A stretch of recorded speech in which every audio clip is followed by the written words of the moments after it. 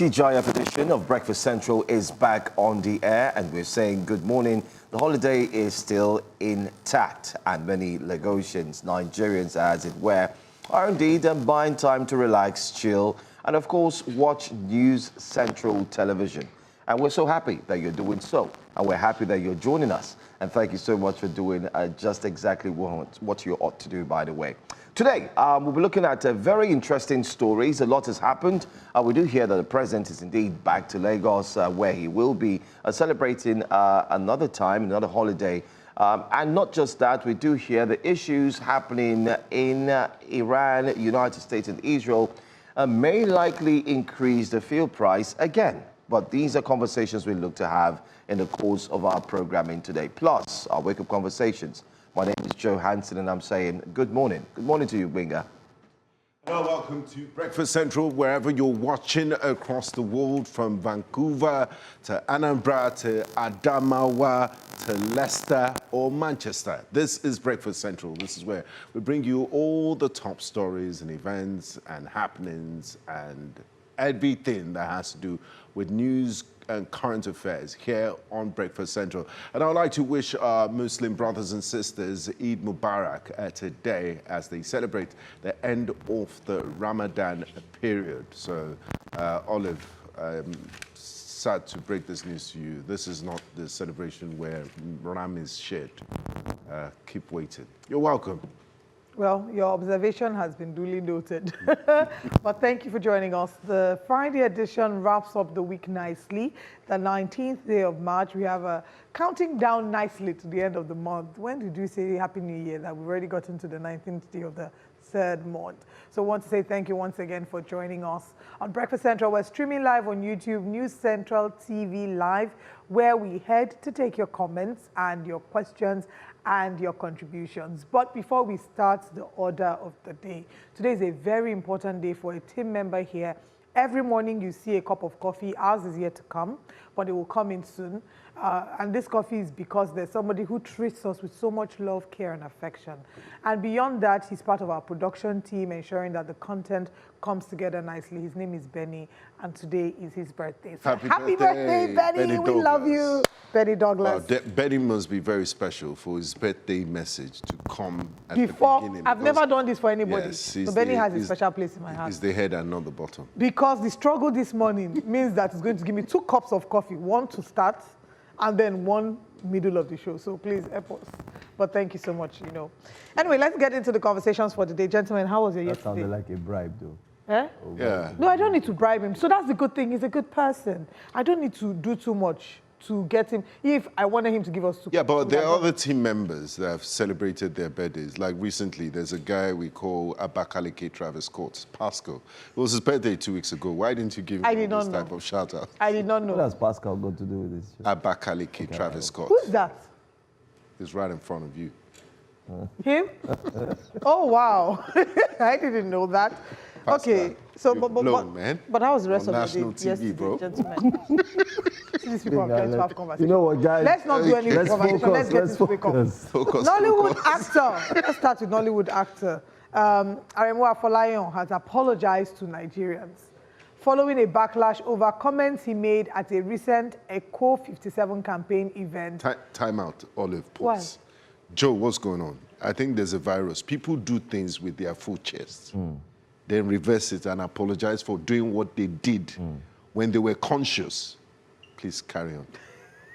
Time out. Okay. When she finishes, just like what we took yesterday, the story of the lady who said engineer Dixon, yeah. Now she's crying foul. Please. No, that one is different. No, you can't compare it's both. not. No, you can't compare both because that on. one was, first of all, that one is not a celebrity. Just go on. This person is a celebrity.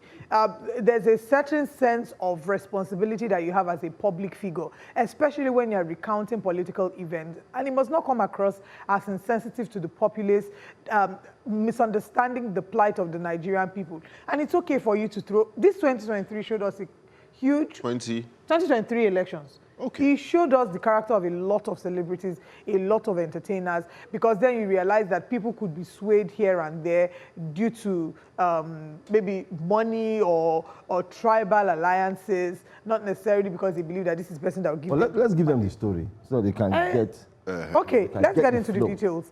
Nollywood actor I did mention, Afolayan Aremu, has apologized to Nigerians following backlash over comments he made at a recent Echo 57 campaign event in support of President Bola Tinubu. In a video from the gathering that went viral, Afolayan appeared to downplay the country's economic hardship and dismissed reports of insecurity, sparking widespread criticism. However, in a follow-up video shared on his Instagram page, the actor admitted that he went wrong and expressed deep regrets, saying his remarks were misunderstood. He clarified that insecurity remains a serious concern, even revealing that a close associate family member was recently kidnapped. Afolayan has now announced his withdrawal from partisan politics, He was never asking Nigerians for forgiveness and pledging to stand with the people, and reactions continue to pour in. Onike Darijion. This video was done in Yoruba language. So for those who do not understand Yoruba, we apologize. We're going to do the translation of the video right after. But take a look at the video. We will translate it for you. And after that, we'll then play the apology video and get you to react.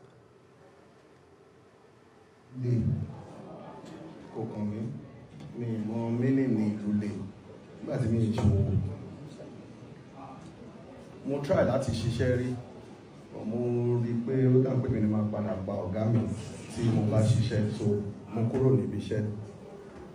So ìgbà tí mo bẹ̀rẹ̀ owó, ó le gan ni o, ìtorí mo ti wá ń trade ní dollar, so mo rí bí dollar àti naira ṣe ń fluctuate tí mo ń lose constantly. So ìgbà tá à ń sọ yìí, Corona wà ní 4 million. Mo dẹ̀ predicting pé Corona ẹ máa wọ 9 million. Mo sọ sórí social media. 2 months later, Corona wọ 8.7 million. Àwọn ará social media wọ́n bẹ̀rẹ̀ sí ní chill. Aremu sọ mi ń ṣe Nostradamus. Mi ń ṣe ní soothsayer, mi mọ nǹkan tó máa ṣẹlẹ̀ lọ́la. Mo kàn mọ owó tí mò ń ṣe particularly. Later, wọ́n jẹ́ ká lọ Dubai mọ́. Aṣíwájú gbéra lẹ́kọ̀ọ́. Ó lọ sí Dubai lọ ṣe meeting pẹ̀lú àwọn sheik. Nígbà tó máa ṣe tán, ó ní kí wọ́n ṣí Dubai kí tẹ̀rùn tọmọ tún lè lọ. Inú èmi dùn gan-an, níṣẹ́ mo wọṣọ white, mo bẹ̀rẹ̀ sí ní yí ńlẹ̀. Mo ní aṣíwájú ló lè ṣe, aṣíwájú ló lè ṣe, ó ṣe tó bá mi ṣe. Wọ́n mọ̀ pé mi ń dúpẹ́ pé ó ṣí ibi tèmi ti máa ra ọjà tèmi ni. But òun ló ṣe náà, ṣebí Ọbásanjọ́ ló gbé cellphone wá. Ọbásanjọ́ ló ṣe. Ó aṣíwájú ló ṣe lè, inú mi dẹ̀ dùn. Ṣé rí ẹ wá rí ìgbà tí mo ké pé mọ́tò máa wọ 9 million. Wọ́n rò pé mò ń bash aṣíwájú, like mo ń baṣẹ́ ọwọ́ ẹ̀jẹ̀. Nígbà tí mo wá yí ńlẹ̀ tí mo tún ló ti ṣí, wọ́n bá ní ṣèbọn òun ṣépè fún lánàá ni wọ́n kà lépè on Instagram. So aṣíwájú ò ṣẹ̀ mí o, ọmọ ẹ̀ṣẹ̀ yóò ṣẹ̀ mí o, Babangida ò ṣẹ̀ mí, kò sẹ́ni tó ṣẹ̀ mí. Ẹni tó bá fi ìlú sí korò la máa ń rántí ń pé ó ṣèkà fún wa. Bọ̀ bí wọ́n ṣe wá ń gbé gbogbo àtúnṣe Nàìjíríà yìí bọ̀, mo feel pé few people nínú wa ló mọ̀. But majority wa àwa la pọ̀ jù because kábàáyé ẹ̀jẹ̀ là ń wá. Mo wá rí gbogbo nǹkan tí aṣíwájú ṣe ló mú mi wá sí 57. 20 ní gbogbo wa tẹ́lẹ̀ local government. Ó ti di 57 báyìí. Nísìn ni mo ṣe mọ̀ pé àṣé iṣẹ́ tí aṣíwájú ti ń ṣe òun ló crawl dé ibi because ó ń try láti unite gbogbo Nàìjíríà. Ṣé notice pé mi lo ìwé yìí, orí mi ni mo ti ń sọ because eléyìí news ni. Good morning, Nigerians. Good morning, everyone. My name is Aremu and I am so bad this morning. I am very sober. First, to all Nigerians, all well-wishers, all the people that wish this country goes better, Edarijimi, I am sorry. First, before I say anything, I am sorry. Ewo. Edarijimi, Ejo. No. Epeyipo. Epeyipo mi de shell moko go wrong ni. Mo go wrong. Mo picking until you can pick. And I am seriously sorry. So first, two narration is going on social media, which is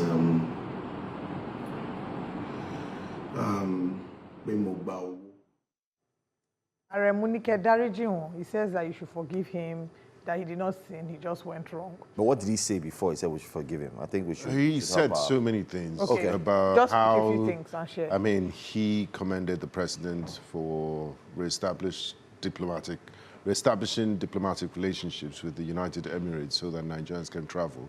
That is good for his business. He also predicted inflation, that the Toyota Corolla was 4 million at some point. Then it became 8. That he predicted 9 million, and in 2 months, it went to 8.7 million. It went to 8.7 million. And people are calling him it's not Nostradamus. It's not soothsayer, but he's got his prediction game going on. He went here and there, and the long and short of the story is he said things that he thought were insensitive. I mean, he said insensitive things to Nigeria. Just because you're in a better economic condition doesn't mean the rest of Nigeria or the generality of the populace are in your shoes. People wear different shoes and feel pain. They have different threshold for pain. So he's saying if he offended people that was only expressing his opinion, they should forgive him. So there was this particular line that he was quoted to have said. He said, when you watch the news about insurgents, don't mind them, it's all scripted. And he said that it was misunderstood. And his apology video, I wish we could play up onto that length where he explained what he tried to explain about that particular line. Now, in case you're wondering what Eco 57 is or what that event is, like in his video as well, he talked about how initially they were 20, but now they are 57. So Eco 57 is a support group that's established to support President Bola Tinubu's second-term bid. And usually, as you can see, he's there. It had several Nollywood influential figures brought together to do that, to openly, show their alliance. I think kind of like City Boys movement. I don't know if it's one and the same, but yeah. He also said he retired from active politics. Was he a card-carrying member of any political party? That I cannot see. Did he vie for any election? You can't withdraw from active politics. You can give opinion on politics, but you can say, okay, I'm not going to give public opinion on political matters anymore. I don't think this is a politician. He said, so many things were said, right? In the video, he also revealed that his best friend's mother was kidnapped and ransom was paid for her release. That all of them contributed to it. How would he say there's no insecurity? That the script statement was taken out of context. No. That what he was trying to say was that if somebody on the news is telling you, don't worry, nothing is happening, be calm, whereas you can hear danger in their voice, that that person is reading the script or something like that, that, there was just a lot that was being said. And now he's come. The question is he apologizing because he feels differently about the things he said, or he was apologizing because he got backlash? Because the reaction because of Ekpe, because he said Ekpe is curses. Yeah. So is he apologizing because he was cursed? Look, public figures, sooner than later, will learn about the word called accountability. They'll think through things before opening their mouth. You're a public person, and he said, oh yes, another thing, that he was being accused of collecting money to be able to support the president, that he did no such thing, he didn't collect a dime. Public figures must realize, and to be honest, not just public figures, but public figures more than other people, that you can throw your support behind whoever your political alliances lie with. Anybody. Support who you want to support, but be able to back it up with your full chest. And if you're supporting them, don't support them based on face value. do your due diligence and ask yourself, why am I supporting this person? This is not about the president. It is not about Atiku or Peter Obi. That is the only way that we can have accountable politicking. When these people, you know, if you want to throw the weight of your support, it's because you believe in the person, you believe in what change they have to, you know, offer the country, and, you know, how their tenure will influence the country positively. But there are those who will say at least he's done the right thing by apologizing, and, you know, apologizing to Nigerians. There are others who don't trust him because they just say he's an actor. I was probably putting up a script in the apology video, but that's all we can say. Anyway, why is this wake-up conversation? It's a conversation because I think celebrities and popular figures should learn how to be very, very careful with their words and their mouth. And this is very key. And this morning, we're not mincing words here on Breakfast Central, because as I always try to highlight this so people understand the seat that we occupy. As journalists and as people who talk to, just last week, we had Mr. English join us here, and we talked about the case of kidnapping. I saw a video yesterday that broke my heart. A man returned home. The wife was jubilating. She was making calls that her husband is back. He was limping. People rushed to pick him up, and he recounted the ordeal. I was trying to see if I can get through to them so we can possibly have them on the show. Let's hear what really happened. He said he escaped, and the other people who were kidnapped alongside himself and others were still there. Him and one other person, himself and one other person escaped. And the lady who they kidnapped was being raped every day by these bandits, that he doesn't think he'll be able to get himself with what he saw. How he escaped, he was trying to explain, but at some point people were like, let him rest, because he just got back. It was shocking. The family was trying to raise money. This goes back to what, I mean, a friend of mine, and one whom I know he has retracted his statement, Sheyi Law, went ahead to say on a podcast that security and so on, trying to like downplay the insecurity, until people reached out to him and said, listen, you made a blunder. You don't go on national TV as a popular figure to downplay the pains and the tears and the constant sorrow of Nigerians who are faced with these insecurity issues. As we speak now, a youth copper has not been released. Even after the bikes were delivered. They came back. They came back and said, there was not 2 bikes, there was 3 bikes. One more, that 2 bikes was that their commander was not aware of the 2 bikes, that they should go and I mean, this is unfair. Seriously, the government needs to declare, they need to take action. This is bullying, it's criminality, and they've put the death sentence on kidnapping. Why are they? Look, it's so easy. These guys are not ghosts. The man that escaped can give them coordinates or find a route to deal with these people. If we don't talk about the man that escaped, Alhaji English came on our show last week. And he shared with us the ordeal of Abba, who's a youth corps member that has been kidnapped, and Joe had alluded to that earlier, and Mariam, who's still within their custody, how they had asked for monies. They gathered the monies, initial sum gave to them. They came back and said it's not enough. They want some more, and they wanted bikes. They asked for 3 bikes, I believe. They begged and said, we don't have 3 bikes. Can we do 1? They said no, they concluded on 2. So he went back again, soliciting for funds. The family, friends, social media, everybody pulled together resources, bought 2 bikes. Took to the bandits. Bandits said, and that's true that we agreed with you. Our guy was not aware of it. So there has to be a 3rd bike. So Alhaji English came and he was frustrated at this point and said, you know what, we're done. I'm removing myself from this case. The government is not doing anything about it. And he even said that they were in Gidan Kano, that's where the terrorists and the bandits were, that there was a security checkpoint before and after. These are all such strong statements. He spoke with such confidence. Have law enforcement agents then taken that, gone in there to go and, I mean, kudos to our armed forces. They've been doing a thorough job. Just yesterday, we talked about the attacks that have been foiled, the bandits and terrorists that were killed, and the ratio. I mean, the bandits, about 75 that were killed. None of our soldiers were killed, but they were injured. So we say kudos to them, but there's more that needs to be done. The Nigerian police has IRT, Intelligence Response Team. They wear red berets. They are specially trained. You don't need to go, guns blazing. And I mean, we have special forces in the Navy, Army, Air Force that can use night vision goggles, observe the territory for a while, fly drones over these places. They are not inside. it's not in a no man's land. It's very close to the border of society. They interact, they pass through checkpoints. Talk to people that have interacted with this kidnappers. Talk to people that have been escaped. Let them tell you about the movements so you can gather a lot of intelligence, what time they shower, the numbers and things like that.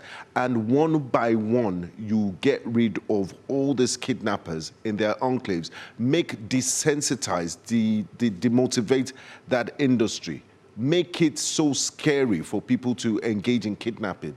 Kill them. I mean, there's a death penalty on kidnapping. And if they attack you while trying to arrest them, you have every right to use lethal force. Make it public so that you send a message that, look, we're not joking here. Until they do that, I think we'll just be... Benga, if we go back... Handing it with kids' gloves. As we highlighted, I think it's also circumspect that those who who are held in high esteem, which happens to be the celebrities, the spokespersons, whoever you are, please, this is just one person. This is Aremu Afolayan. The other time, like I said, it was Sheyi Law. The other time was someone else. We're not saying don't be partisan. Or don't support your friends. For goodness sakes, don't try to prove that you support President Bola Tinubu and then try to downplay the pains of other people. It doesn't. If you want to follow, legitimate you want to talk about pains. him, just speak. I keep saying this. Maybe there needs to be a master class to help people understand public speaking, especially in times like this. You know, you could say, I understand or I acknowledge that we have security challenges and no country is immune from sorts of challenges. But I believe if you give the president more time or things like that than to outrightly neglect or downplay or just tell lies about the state of insecurity. What if they even go as far as saying, oh, we are Eco what? Eco 57. We are Eco 57. What we are going to do as soon as we finish this meeting, we have our communique, and we're going to pass our communique to the president. Exactly. Part of which includes the president. We need you to focus on a 3-point agenda. One, people are being kidnapped. As Eco 57 members, please kindly look into this. Secondly, President, we want you... Be circumspect. Exactly. Who says that because you support... Don't say because you support... a president, you can't give him advice. The one that got me heated up the last time, somebody said Nigerians are... Reno Mokwe said Nigerians are docile. How do you say that? Okay, you don't get worked up. Take a chill pill, relax. Let's see what Nigerians are saying about this. I'll start from YouTube, where we're streaming live on News Central TV Live, and then I'll head to X. On YouTube... Mr. Johnson, first of all, asked you, say, Benga, what happened? You couldn't keep your rhymes in your head this morning. You had to check your phone to complete it. Ian Wale, he entered. I was overdoing. I should have stopped at just 3 nations. For me, he goes on to say, for me, Aremu has done the right thing. I listened to the kidnap situations that involved one of his friends that he had to pay before getting the victim released. There are many that couldn't pay. The ransom and sadly, they couldn't pay the ransom and sadly they lost their loved ones. Has kidnapping stopped? No. Banditry is still very active in play. Even Sheyi Law also had to turn around and apologize. If you guys saw the video, yes, we did. Yeah, we did. Reference it. He said, although I don't trust this Aremu apology fully, because either we like it or not, he's still an actor. But on this, you will say to him, apology accepted, and he put handshake emoji. So Mr. Johnson has accepted your apology. Prince Omef says, Aremu is not remorseful. He only came out to beg because of the curses being directed to him. I see all of these as acting. We should remember these people are actors. These are the comments from YouTube. Let's move to X. We'll come back to YouTube. On X, our first tweet regarding this says, this apology seems sincere, and for me, I think I've forgiven him. I was so disappointed in him when I saw that video. However, with this apology, he's forgiven. And that's from Babanla. Next tweet, remember he's an actor. This might just be him displaying his acting skill. Now, wow, actor no go fit apologize again. You know, get teased to join City Boys. Your apology is irrelevant. Polam says, tell that guy that doing well personally doesn't mean the country is fine. That's just a privilege talking. Millions of Nigerians are struggling to survive, so dismissing their reality is selfish. Yes, Bola Tinubu may have made some diplomatic moves, but one headline achievement doesn't cancel out inflation, hardship, and insecurity people face daily. And calling insecurity scripted is not just wrong, it's insensitive to those actually affected. Supporting a leader is your choice, but acting like every criticism is hate only shows you're ignoring the bigger picture, Dozier says. And our next tweet, okay, I believe that's the final tweet that we have from now. Final one from YouTube, Prince Omer says they can play any role, especially when they have collected money.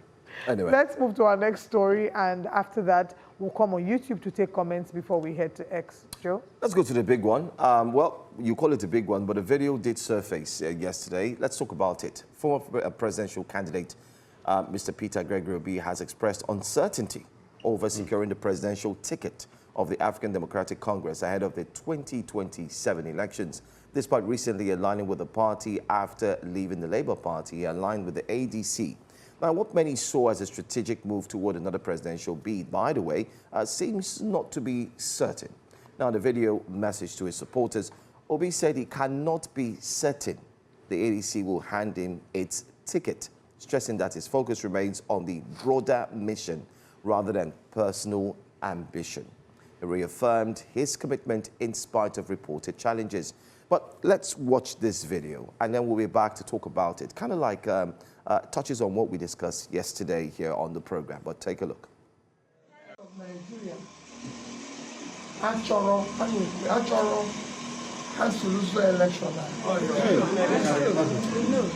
All this is that doing is about me. Yes. We know. No, they are not God. They are not. They are not God. They are not God. You know, God will allow. Because all democracy carry on. Everybody should allow to participate. We're not asking for anything. They have all the governors. They have all the ministers. They have everything. But we're just begging for a free and fair election.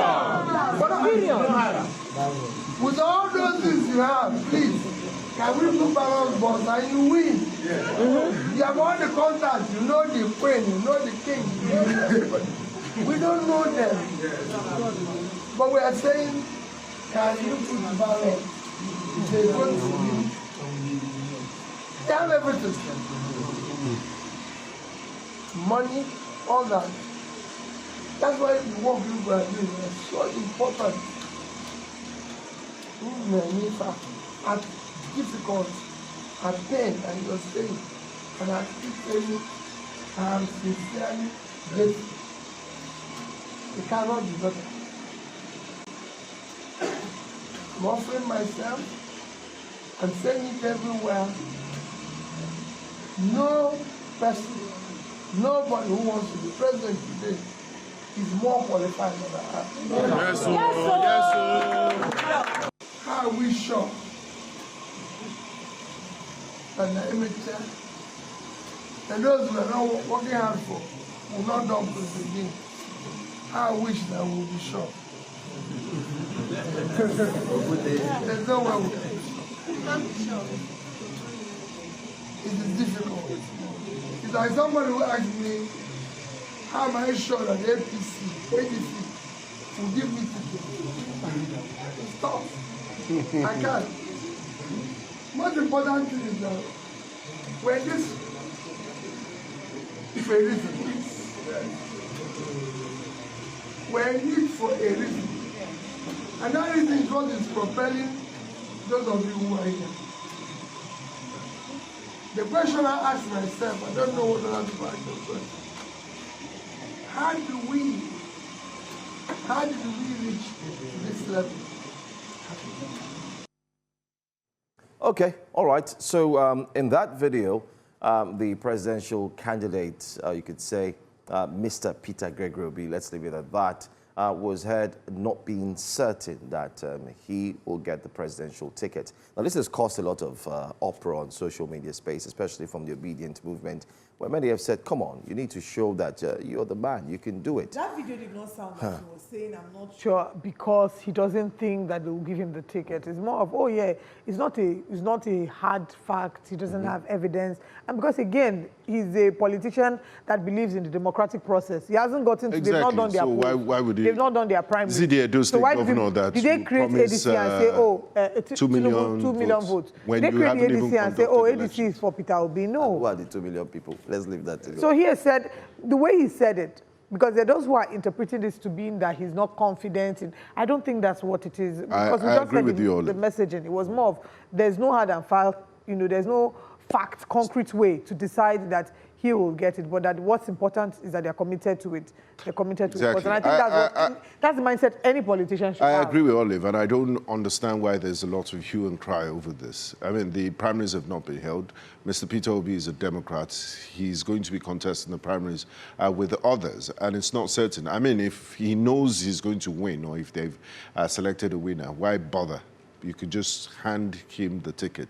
But he's going into a contest with other people, and he's not God. He hasn't seen the end. He hopes to win, but it's a fair chance. If you go into a football game, you're not certain. Sunderland can play Real Madrid and beat Real Madrid 4-0. I mean, it happens sometimes, so you never know this sort of things. So there's a thin line also between between take it easy.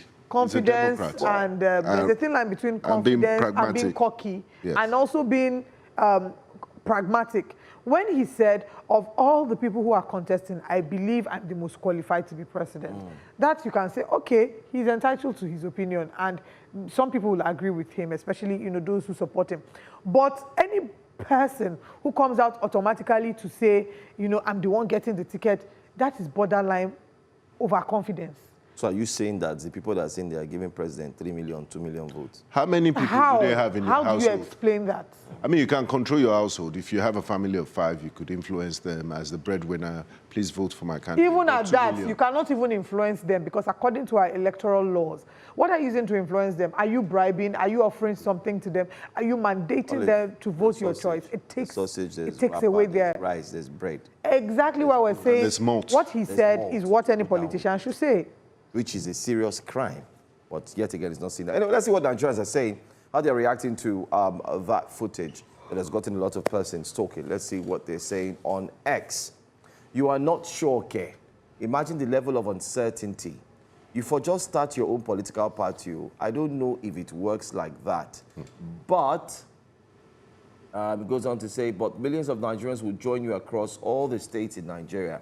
I don't even trust those people you are calling your seniors and leaders in that party. Tinubu can use them to make sure you don't get it. Okay, Sonia. Susan says, instead of fighting Asiwaju, you would be what? Learning from him. He spent years. You would have learned from him. Would have learned from him. I'm sorry about that. You spent years building and nurturing relationships across Nigeria and supported people to win elections before finally coming out for presidency. You can't negotiate from a weak point without building anything. So he's saying he should have learned from President Bola. Yes, he should have learned that he spent years building people. There's no mathematical rule. Fighting for it up till now. Are you guys aware that election is just 10 months away? This is not good news at all. So says Mr. Easy. Another one. Let's quickly take this one. The political party doesn't hand anybody the presidential ticket. Pin this comment. There is a consensus candidate. This mentality of give me is hilarious. Man already knows he has no chance of clinching. Okay, no. Don't unpin the comment. Let's pin it. No, don't pin it. Let's pin that comment. At some point, PO needs to start dishing out money. This is no shishi politics won't work, especially in Nigeria. If you can't beat them, join them. I mean, it's School of Nursing, and it does philanthropic work. Olga, stop watering down your personality and relevance. You don't have to keep gallivanting up and down to win people's support.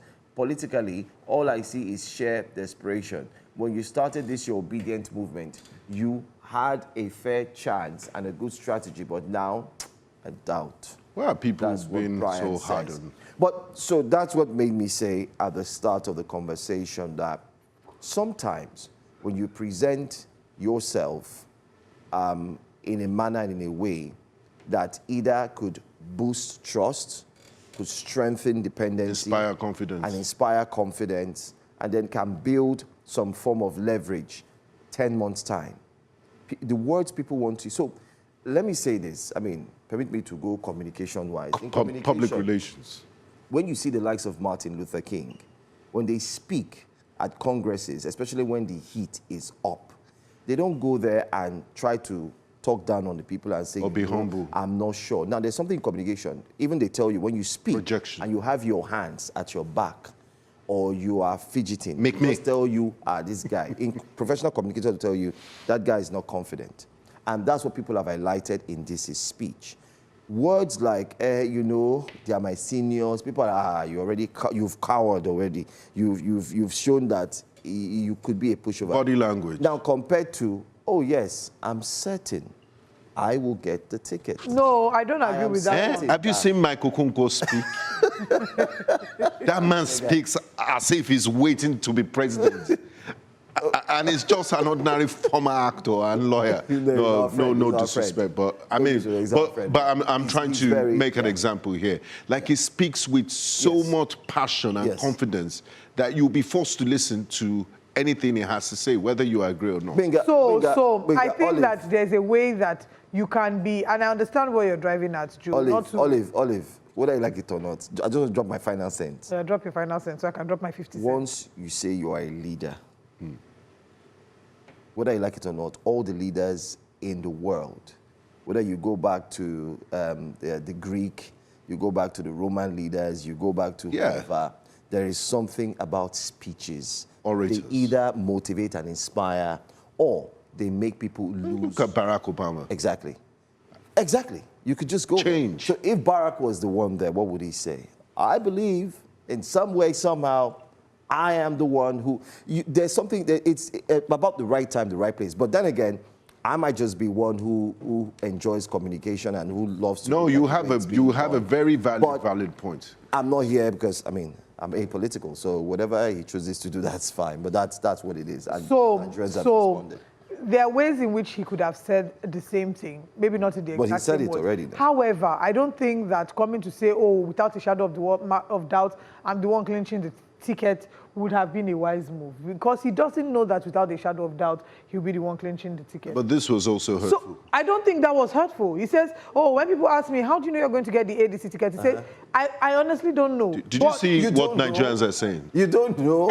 See, what Nigerians are saying literally can be some people who haven't even watched the clip. No, that will just see our wake-up conversation bar and say, I'm not sure of getting ADC presidential ticket. The tweets because that's what people are tweeting. No, the tweets are reactions to the video. That's what Joe, I don't agree. Yes. I don't agree. All of the tweets are reactions to the video. All of this one you are disagreeing with, we can change you. He can't do nothing. I watched the video. So I had a different opinion before I watched the video. But I watched the video, and what I saw was a man who was honest and said, well, I don't know for sure. There's no way to look into a crystal ball and say, this is what I have to offer. However, take this Joe, I allowed you to say your own. So a better way would be like, oh, there's no surefire way to know with a crystal ball that I'm getting the ticket, because, of course, there are other people. However, I trust that the Nigerian people know, and I trust that, members of our party can see the value that I bring. But see what you didn't agree to this before. You said that he said the right thing, that he cannot come and brag. No, but he can't. No, I still said. But he did not do this thing. This is not bragging. He didn't do this one that you're recommending. You people are deliberately misunderstanding me. I did say that there could have been a better way to word it. Yeah.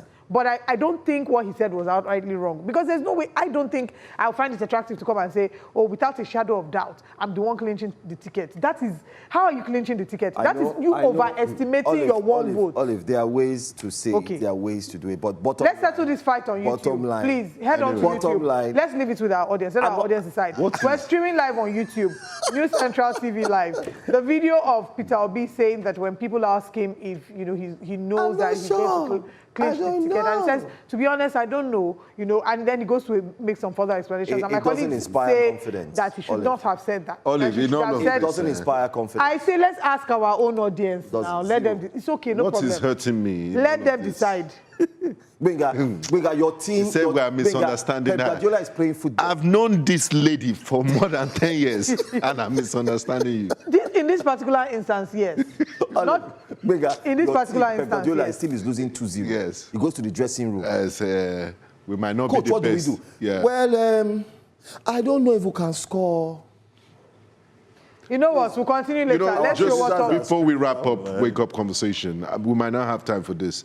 CAF just opened Pandora box. I love it. We're going to talk about that CAF. And Guinea. Guinea says we should go back to 1975. Let's go. Good. Headlines. Headlines. Sorry, our producers are screaming. Let them sort out the fight later. Let's bring our headlines quickly. We must sort out this fight on YouTube before the show ends today. Today on Breakfast Central, Nigeria ranks 4th globally as terror attacks rise to 43%. You'll find out how.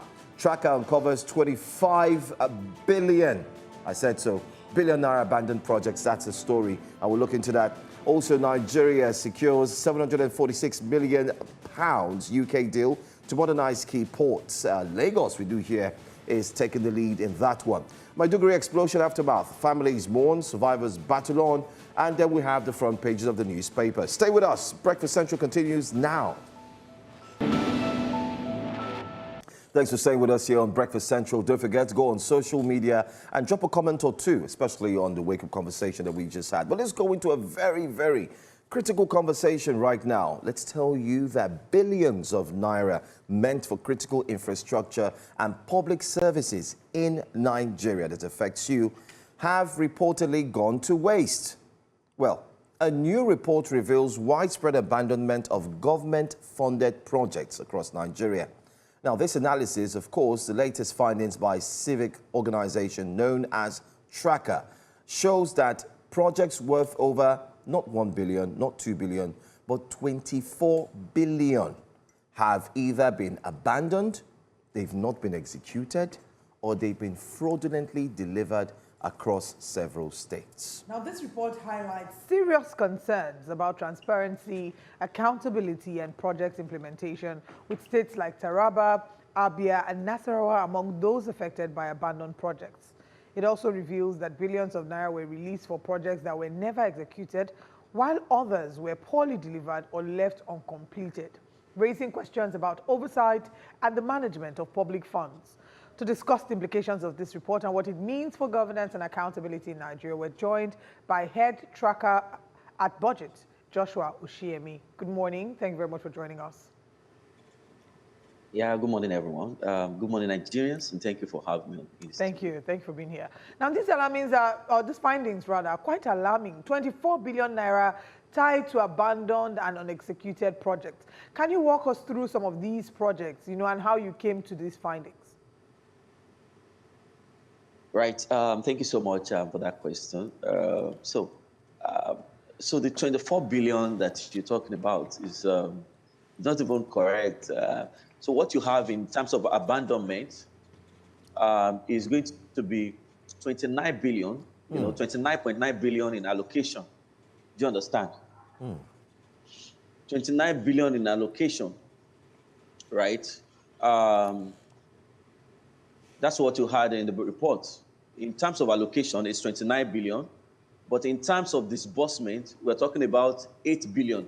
And disbursement here is talking about certainty, So some of these allocations, you will discover that not all these projects will be eventually executed, right?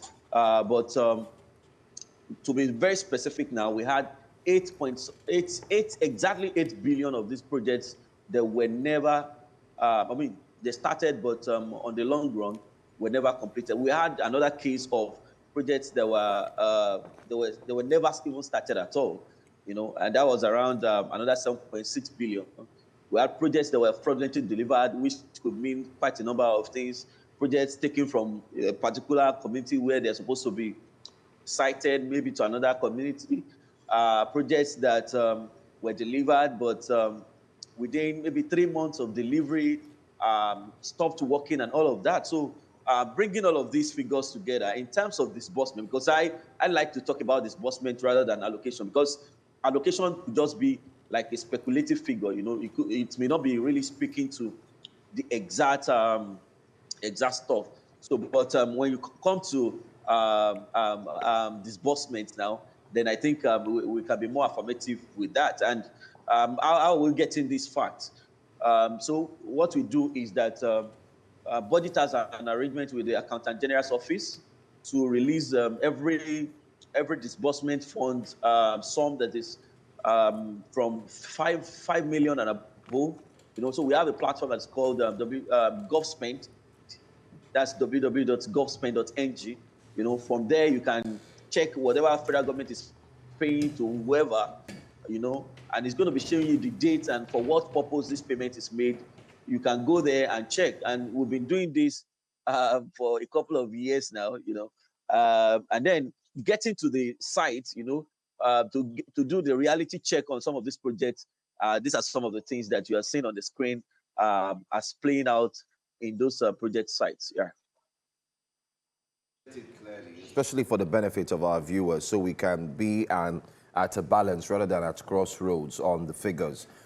How much was disbursed? If you say, initially you said it's not even 24 billion, rather it's 29.9 billion. Let's know that. How much was disbursed? How much at the same time are you certain that was used for these projects? We can see the states.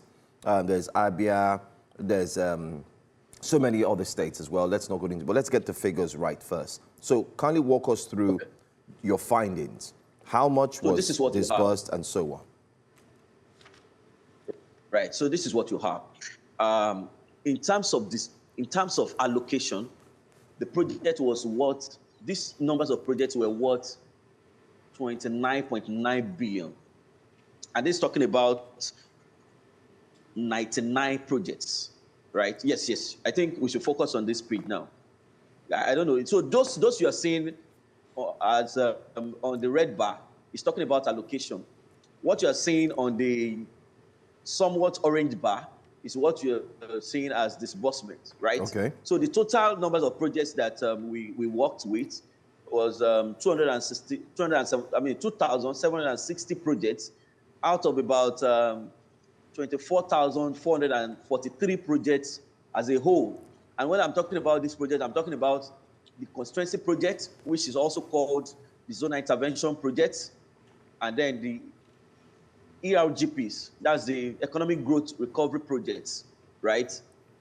Now, from this, you can see from here that the abandoned projects were 99. And the sum of the allocation for this 99 project was what? 8 billion naira, right? So if we are talking about what was allocated to them initially from the 2024 budget, then you can be talking about 29.9 billion, right? All right. Now, let's, Mr. Oshiemi, I mean, a lot of money, taxpayers' money, billions of naira has been allocated for some of these projects. And when you look at the face value of it, some of these projects really meant to change the lives or bring some improvements into the quality of lives of citizens in this state. From your findings, what would you say is the number one reason? I'm more concerned about the abandonment part of your investigation. What will be the number one reason why some of the projects end up as white elephant projects? Right. Quite a number of reasons, but I'm going to maybe speak to 3 of them. Okay. You know, and the reports actually expressly spoke about these 3 that I'm going to be mentioning. The first of them is oversight. There's no proper oversight on some of these projects. And just like you also mentioned a few minutes ago, that these are funds that belongs to all of us, yourself, myself, Nigerians, all Nigerians inclusive, you know. So these are not funds that you can just toy with. So oversight is the major factor because we are not paying enough attention to this. And that's why the title of that publication was The People and Government Oversight. And in fact, you will discover that the people is coming before the government because this money affects them more than it does to the government. So there's a need for the people to be well invested in ensuring that they are monitoring what is or tracking what is happening with these funds. That's number one. The second part of it is the agency misalignment. How do you explain that an agency of government that is meant to supervise a project in, say, Jigawa, for instance, is going to be in maybe Enugu and Oji River, or that one that is supposed to supervise a project in maybe Anambra, for instance, is going to be in Gombe State, Dadinkoa, you know. So this agency misalignment will not really give a proper avenue for some of these agencies to do the proper checks and balances on some of these projects. Hence, this can also amount to wastages in the process. The third point that I'm going to mention is going to be around lack of enough funds for the contractors.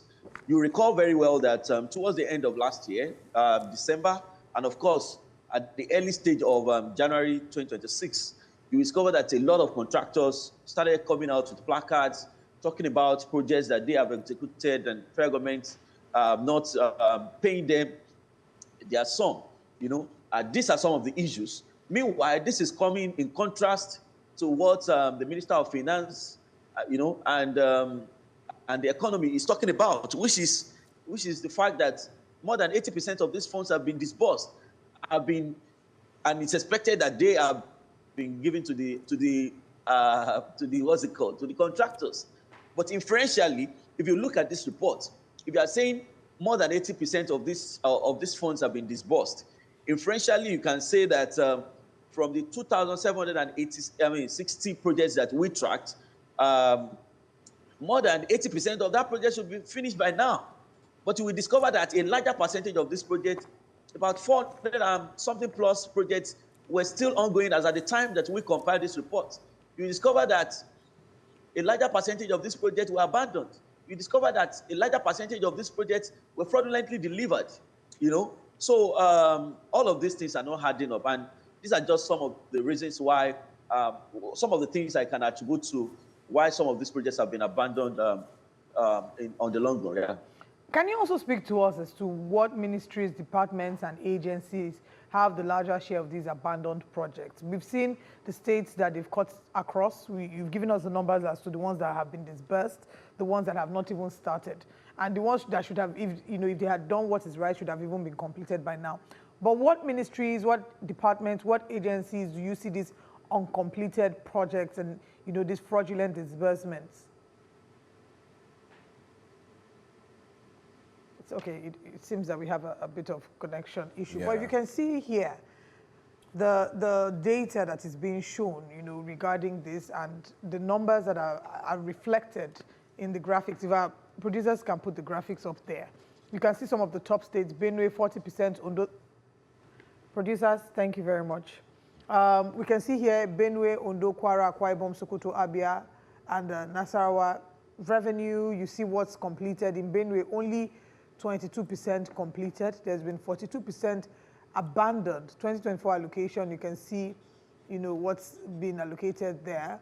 In Ondo State as well, we can see 25 completed projects, 33 not even started, 38 ongoing, 7 abandoned. In Kwara, we have 52 completed, 31 not started, 12 fraud cases. The key issue here is budget growth and service delivery. In Akwa Ibom, we see that that had highest increase nationally is in Akwa Ibom, and Sokoto has 38 completed projects, 17 not executed. I mean, the numbers tell a story, unfortunately, of where we are. You hear him talk about how some were not even started at all. Some were disbursed, but they haven't, they're in progress. You can see here, they will say, oh, in progress, not yet completed, meaning there is hope that it will be completed. But what makes me shudder is the idea of the ones that have not even been started, the ones that have been abandoned, but monies have been allocated. I mean, law enforcement and anti-graft agencies in Nigeria, I think they're not doing what they should do. Because, I mean, all of this should be investigated. But when you now see that, this culture of wastage and impunity is really sad and heartbreaking. Why do you approve the project in the first place if you don't have the means and capacity to complete them? You go around, and then some also engage in legacy projects that have no direct impact on the lives of people. For example, building airports in places that barely have up to 5 flights in a week. It's for me, it's a waste of priority, and that money should be diverted into healthcare, education, and more progressive ventures, rather than you want to commission shiny projects in the name of. But let's not also forget that just recently you did have local contractors who engaged in a protest. And the protest was as a result of unpaid debts for projects that had been done. So we're also looking at the fact that even from the government side, over the years, there's been a lag of payments. Sometimes these contractors get the payment voucher before they get the payment processed, and then they get their money is also a problem. The other issue is the fact that some of this payment, I'm just looking at one of the stories where the Minister of Finance was mandated to ensure that he clears the backlog. He ensures that these engineers, these contractors get their pay. Remember the recent one that happened in the FCT, where they walked up to the office of the FCT minister and said, enough is enough, we need to be paid. We've done our jobs. I mean, our reporter was there and they covered that. So I think we need to get to the root cause of these issues. And need I say this? While the president is traveling to the UK, I mean, to sign a very strong, impactful, diplomatic tie, and that would see the transformation of our ports. Another thing is, those who have not been paid, who have done jobs, have they looked into that? I know the president cannot be everywhere, and that's why sometimes, even though the president said, don't feel pity for me, I sometimes feel pity, because as a human being... Uneasy wears the head.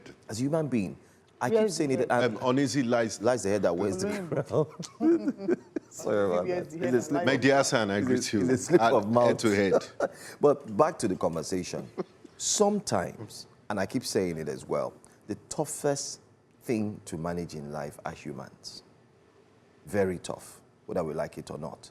Because you could place your trust on a few ministries that they would be able to embark. You've given your instruction. Mr. President could give his instruction. Listen, I want these things to happen. But they are not happening. So I think it's very good that the agencies involved, the minister as well, the Minister of Finance, who has been mandated, should be able to come up with a report and look into the situation. Why is that we've disbursed over 29.9 billion naira?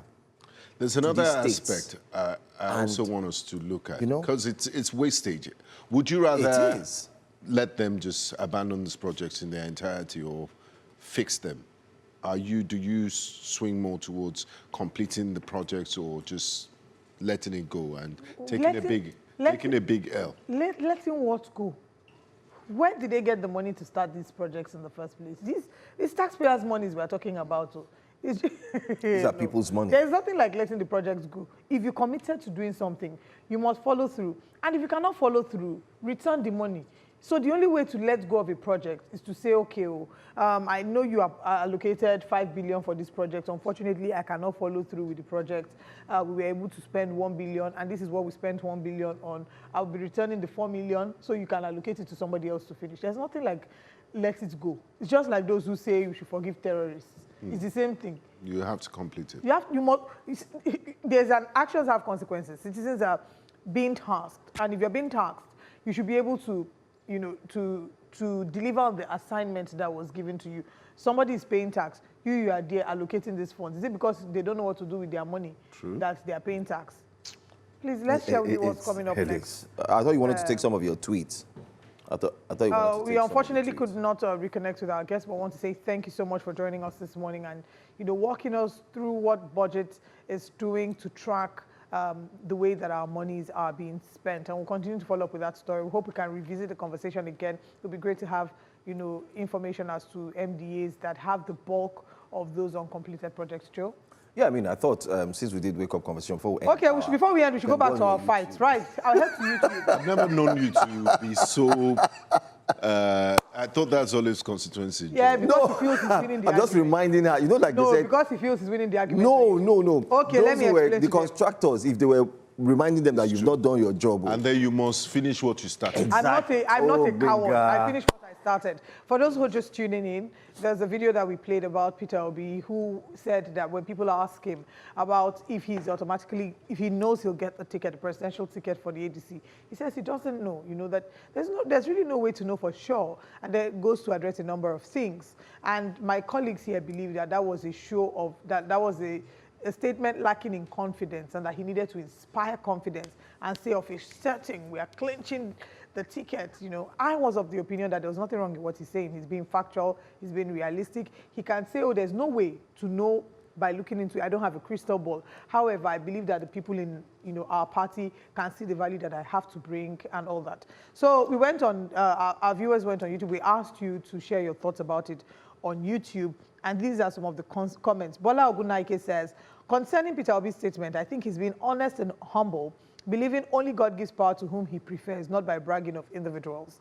Lenin Ekori says, were you expecting Obi to go the way of uncultured Nigerian politicians? For crying out loud, he's doing his underground work. He's not campaigning against the opposition yet. For me, he was spot on. Remi Adeleke says, Obi has already considered defeat. Eniola Brown says, Obi ADC involvement is about building a broad opposition coalition, not a guaranteed ticket. He's hinted at a plan B and told allies he'll contest 2027 whether or not APC backs him. James says, I thought Nigerians like who is humble. So why all these lashings on PO? PO is passing a message of democracy. What about the other parts? He said they all have governors, so why rig? And finally, Ibisiki says, I love this comment a lot. I think people would have preferred it if he said he would grab it, snatch it, and run away with it. Is he quoting someone? Is he quoting somebody? I don't know. Okay. I don't know, but I really like that. All right. Anyway, we'll keep your comments. Media Georgia says Obi is confused. What's the name of the handle again? Media Georgia. Okay. It's not Joe for you guys. Yeah, Georgia. Coming up. Keep the comments coming. Let's share what's coming up next on Very Breakfast Central. Coming up next, Nigeria ranks 4th globally as terror attacks rise to 43%. It's getting worse. Nigeria secures 746 million pounds UK deal to modernize key ports. Looking at tax administration in Delta State as well. Please stay with us. You're welcome back to Breakfast Central. Nigeria has been ranked among the countries with the deadliest terror incidents in 2025. On September the 5th in Dara Jamal village in Borno State, terrorists killed 58 villagers and 5 soldiers. The Global Terrorism Index places this as the 10th deadliest attack worldwide. Now, the GTI report also shows that 70% of terrorism-related deaths occurred in just 5 countries. That is Pakistan, Burkina Faso, Nigeria, Niger, and the Democratic Republic of Congo, DRC. Nigeria recorded the largest increase in fatalities in 2025, up 46% to 750 deaths. Joining us for this discussion is the Director General, International Institute of Professional Security, Dr. Tony Afolayan. Good morning, and thank you very much for joining us. Good morning, and of course, happy holiday to everybody there. You're welcome. Happy holidays to you as well. Unfortunately, this is a conversation that we are having because it's the reality of Nigerians. The numbers the GTI stats are showing, what does this tell us?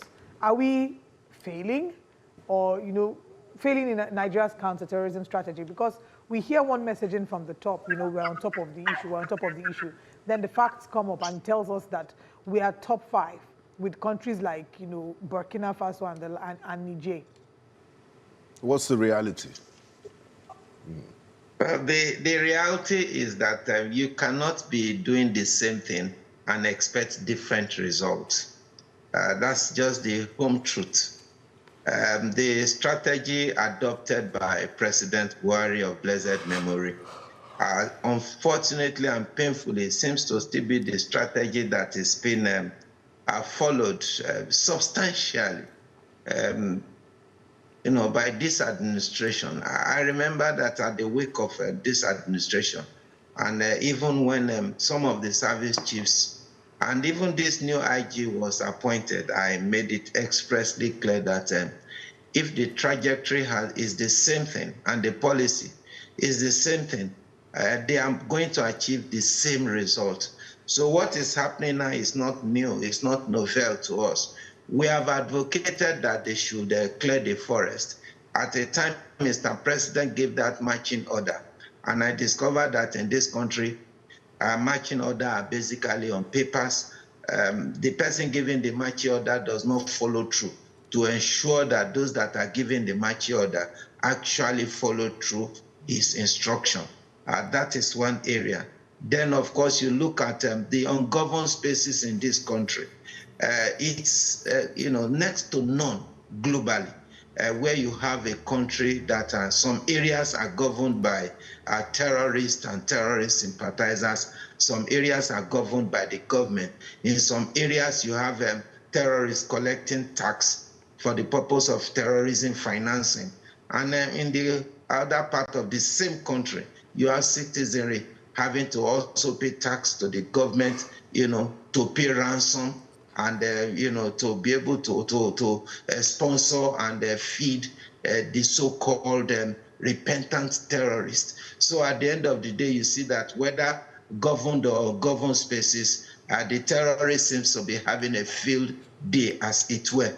If the government is really and sincerely serious, the strategy will change, the approach will change, the principle, the demeanor will change, the political will be very obvious. But for now, I just still see a lot of, either political statement, either try to play to the gallery. Mr. President talked about the creation of state police because many of us have, passionately advocated for state police, believing that it would, to a very large extent, reduce the pressure at the center. And we were happy when we talked about the creation of state police. But when you look at the foot dragging, as we speak, there is no bill at the National Assembly to really establish that. Yes, in principle, you are interested in it. The new IGP had gone ahead intelligently to establish what you call a committee to look into that. Some of us query the committee because we believe that it should be a committee that is all-encompassing, both the police and the security experts at every level. Unfortunately, what he did is just narrowly on the police formation, which some of us believe that is just going to also transform the current police culture into whatever reports they are giving. Now, but even at that, as we speak now, where is the bill? This is supposed to be an executive bill. And when you talk of executive bill, it's just like when you talk about the appropriation bill. It goes speedily and comes out speedily. Now, at that point in time, some of us will be convinced about, the political will of the government. Now you are talking about we're talking about the Global Terrorism Index report, putting Nigeria at fault. We should be praying that we are not going to climb the ladder higher than 4. That should be the major prayer. Because when I remember I said here on this platform, one of the interviews, that look, government should look at the possibility of a geocombing. And what I mean by geocombing is when you talk about coordinated attacks, coordinated operation on all our forests, having it at the level of the 6 geopolitical zones, where you have simultaneous combing of all our forests, all. To the extent that you cannot run from the northwest to the northeast or north central. You cannot run from the southwest to the south or to any other place, because everything will be coordinated simultaneously. It's a big time operation. You do it once and for all, and you clear all your forests. And once you clear all your forests, you take possession of the forest. It is easy for you to now talk about maintaining the inflow and outflow of any form of terrorism at the border level. But as we speak today, to what extent do the military formation have, good possession of the forest? It's something that must be intentionally done. All because right, it's just like when you have bed bug in your house. All right, let's put a pause on that. We'll come back in a moment. We need to go on a very quick break. We'll be right back. Welcome back to Breakfast Central. We're still looking at our insecurity challenges and maybe what needs to change. We're speaking with Mr. Afolayan. And before we went on the break, we're talking about, you were given an analogy about how this should be dealt with. Made a particular reference to how they should, when you're trying to deal with bed bugs in your house, right? And I'm sure that you might want to put a little bit more light to that. And while you're doing that, in your answering of my first question, you had said that we can't be doing the same thing over and over again and expecting something different. So this is basically you sharing with us what different thing you expected the administration to do.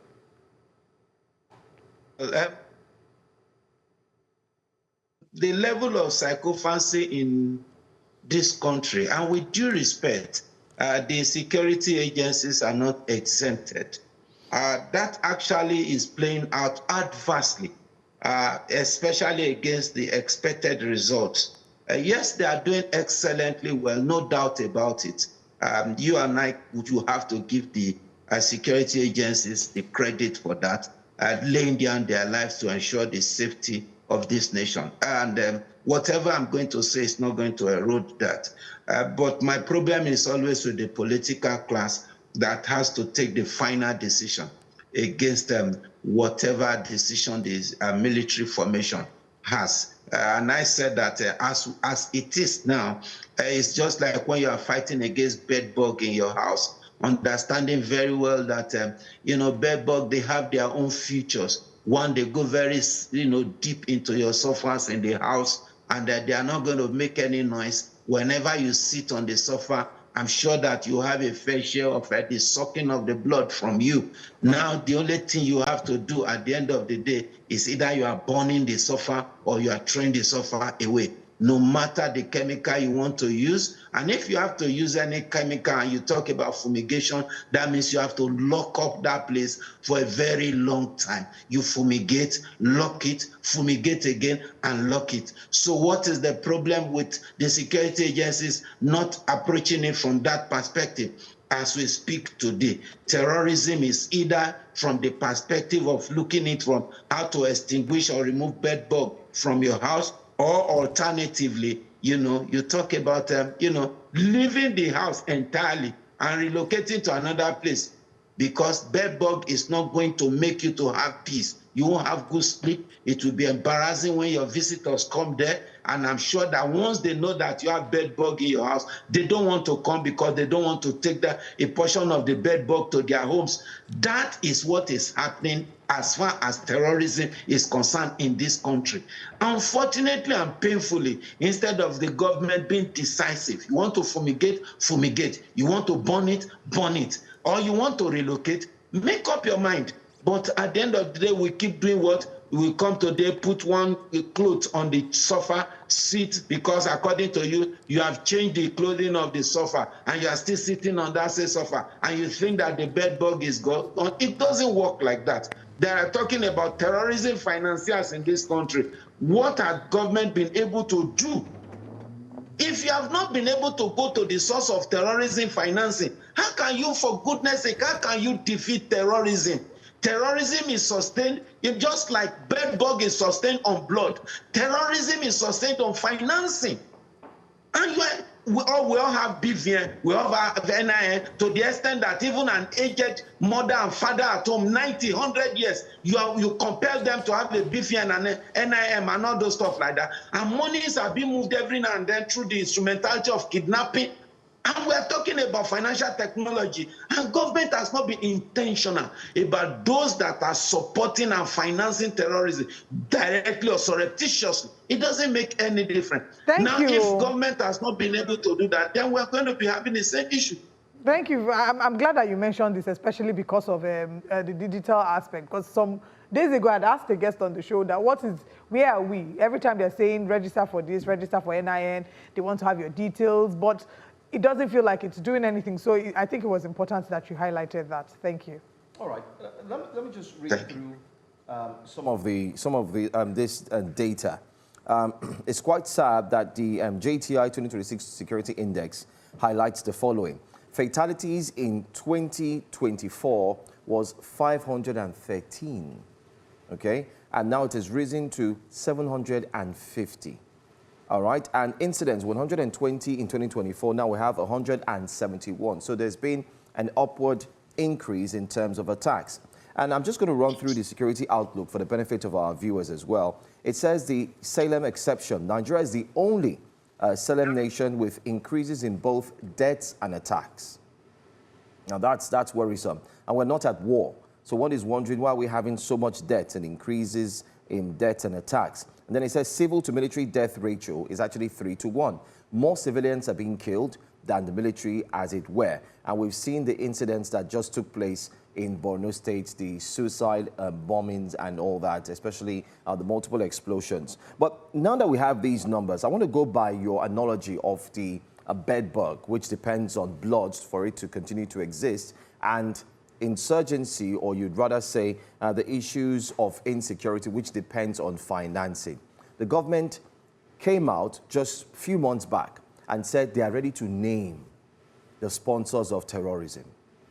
It was the same statement that was made during the former late President Muhammadu Buhari that we're going to name them. But why is it that after that strong statement is made, nothing happens? We all go back to a state of quiet and shock. Is there anything that is possibly hidden? And would you like to share?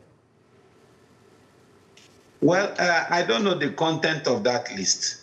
And I'm very eager to actually know what the list contains, vis-a-vis names that will be mentioned on the list. But having said so, I think, like I said, when you approach issues from the same strategy, the same approach.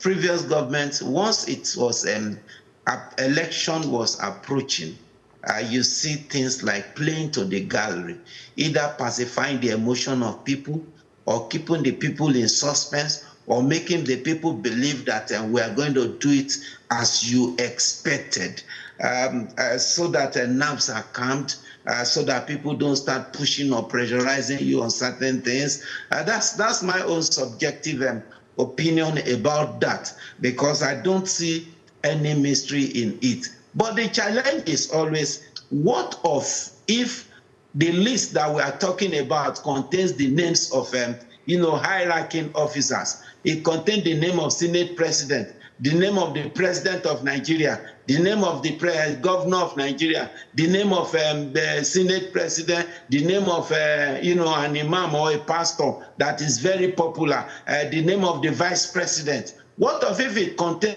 those sensitive names? Do you think that they will release it? The answer is no. If the name contains predominantly, names that they know that they can easily do away with, I can bet you that, in short, we would have forgotten that story long ago. So that simply means that, and the government should prove me wrong by releasing those names. It means that the name contains names of individuals in top government, now or previously, that they believe that if they release the name, it will be too sensitive or it may have a backfiring effect on the government itself. That is why they are not releasing the names. Because if a foreign country is able to compile a name, give you names, and you yourself, you acknowledges that you have such names, and you have promised severally, avalanche, situations and the like, that the names were going to be. The truth is that whether they release the names or they don't release the names at times, it may be inconsequential. Because if terrorists killed people, wiped out villages, maimed human beings, turned children to orphans, and they are eventually arrested, and 2 months later they are declared as repentant terrorists, for goodness sake, even if they release those names, what are we going to expect from it? Other than the fact that this is political. They are political adversaries. Or this is not my name. They are AI generated. Or go and look for evidence. This is not true. There will be a lot of back and forth deniers and all those stuff. So for me, I'm not interested in whether they release the names or not. I'm predominantly interested in let there be peace in this country. Approach counter-terrorism from a different perspective entirely.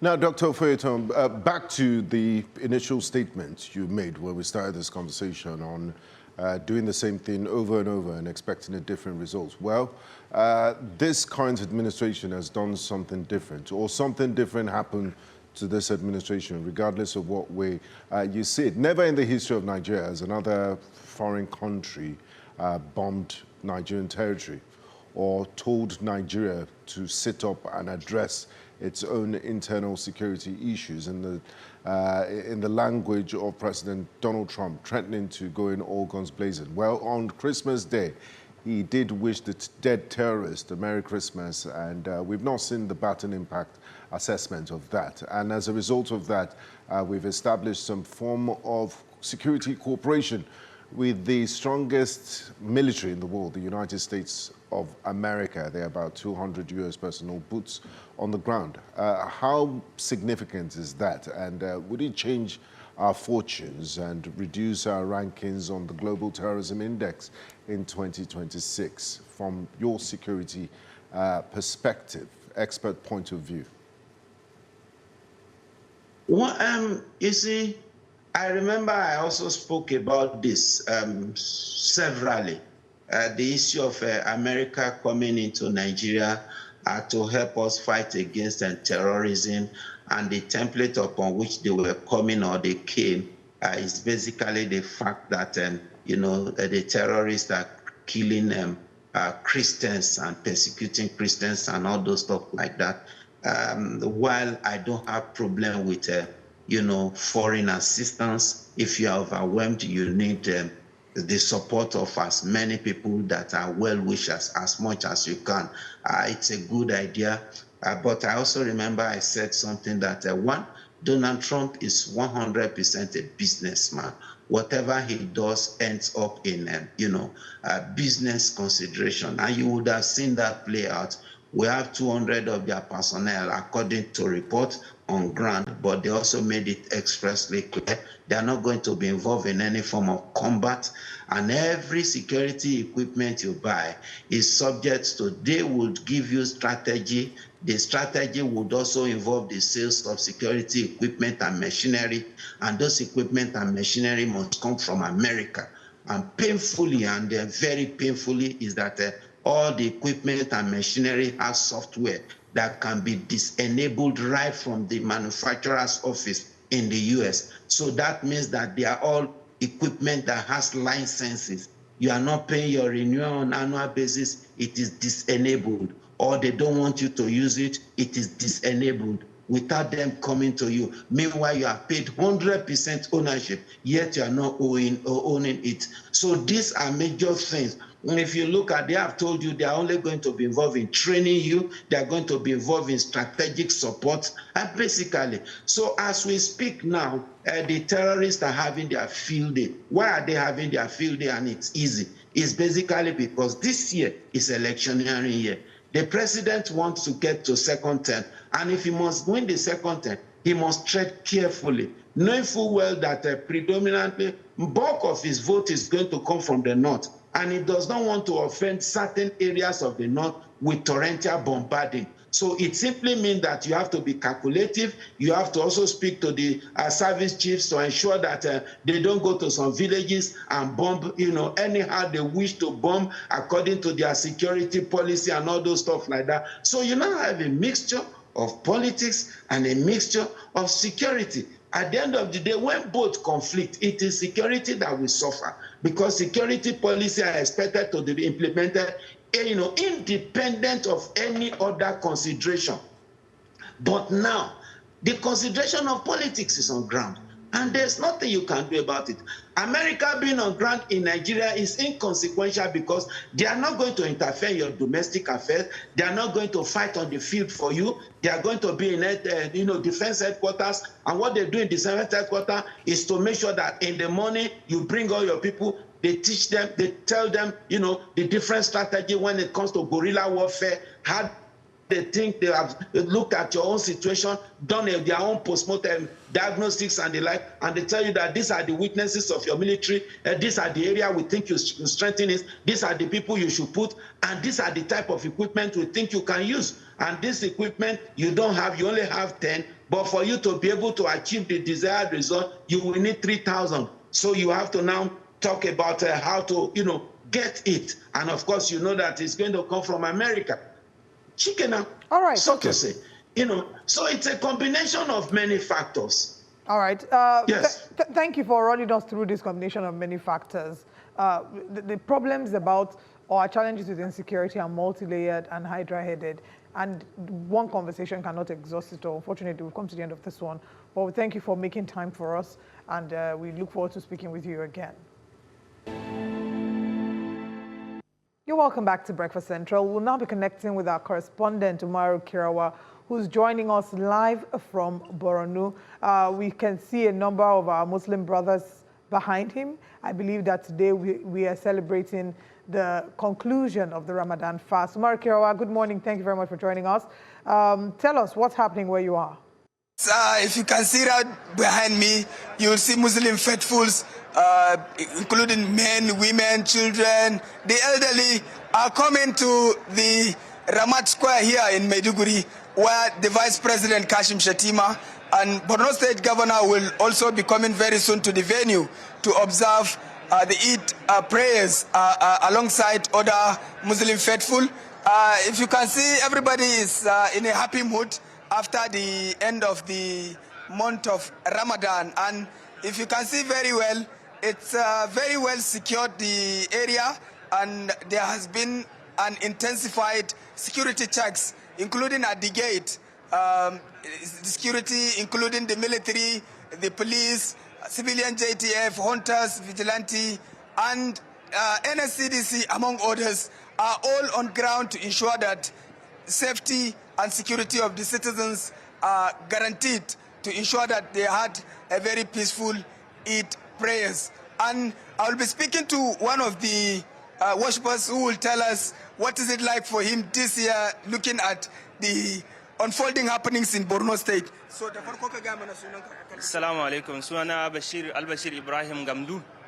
Okay. So, me za ka ga mana dangane da sallan bana, me bambancin shi ya aka yi ga despite the security da sauransu? A gaskiya alhamdulillah mun samu security, duk ma'aikata gashi nan sun siya, sun ba mu goyon baya, kuma sun sare. Gaskiya alhamdulillah mun samu security sosai. Kamar za a iya cewa mutanen jihar Borno kuna murna da wannan wata, kuma duba ga yanayin tsaro da ake yi din ba matsala kenan? A gaskiya muna murna, gaskiya tsaro ba matsala. Mun samu zaman lafiya kwarai. Alhamdulillah. So my brother here is saying that everything is now calm and peaceful, and everybody is going about the normal celebration, and they are happy with what they are seeing. My cameraman, if you can pan, is the arrival of the Shehu of Borno, alongside members of the Borno Emirate Council.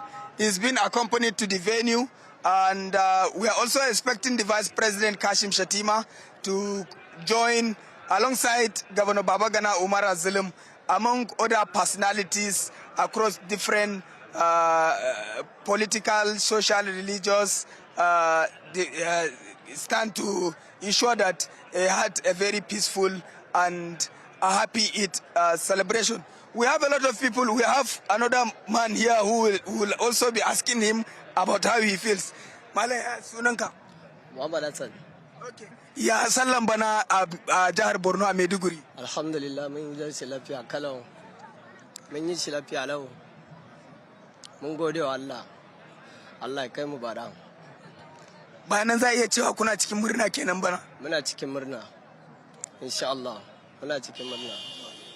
So what this man is saying is that he's also happy that it is taking place in Maiduguri. You know, it used to be a very tough time for the people of Borno State, taking into consideration the years of insurgency. But now, people are going about their normal businesses, and they are now at the Eid ground to ensure they celebrate the Eid in smile, with happiness, and most importantly, with resilience, taking into consideration what they have gone through in Borno State. So people continue to troop into the venue. Umaru, just before we let you go, two questions here. Can you tell us the significance of the marking of Eid al-Fitr, what it means to Muslim faithfuls, and also if there's any follow-up reports following the suicide bombings we witnessed earlier this week in Borno State? What's the latest on that? Well, the significance of Eid al-Fitr need not to be overemphasized, particularly taking into consideration the level of charity, the level of support, and the end of the Ramadan fast, which people had to go through in prayers, in patience, in solidarity with the message of the messenger of God. And of course, most importantly, the issues of support to one another. And of course, you know, there are so many things accompanying the Eid al-Fitr, particularly giving zakat, providing food to non-privileged, particularly if an individual has foodstuffs that can, and a lot of economic support that he can provide to other people in the community. All right. Thank you very much for sharing this with us. Again, our hearts go out to our Muslim brothers and sisters and generally people in Borno State who have had to deal with insecurity. And we hope, I will congratulate you all on the conclusion of the Ramadan fast. May your prayers be answered. I don't want to hear that this is not the one we kill a small Rambo.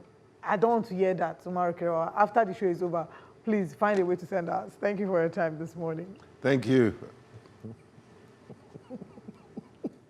Anyway, let's move on to our I'm a vegetarian. Omar is just there laughing and saying, wait, yeah? Continue to wait. This one is not big salad. Anyway. This one is not big so salad.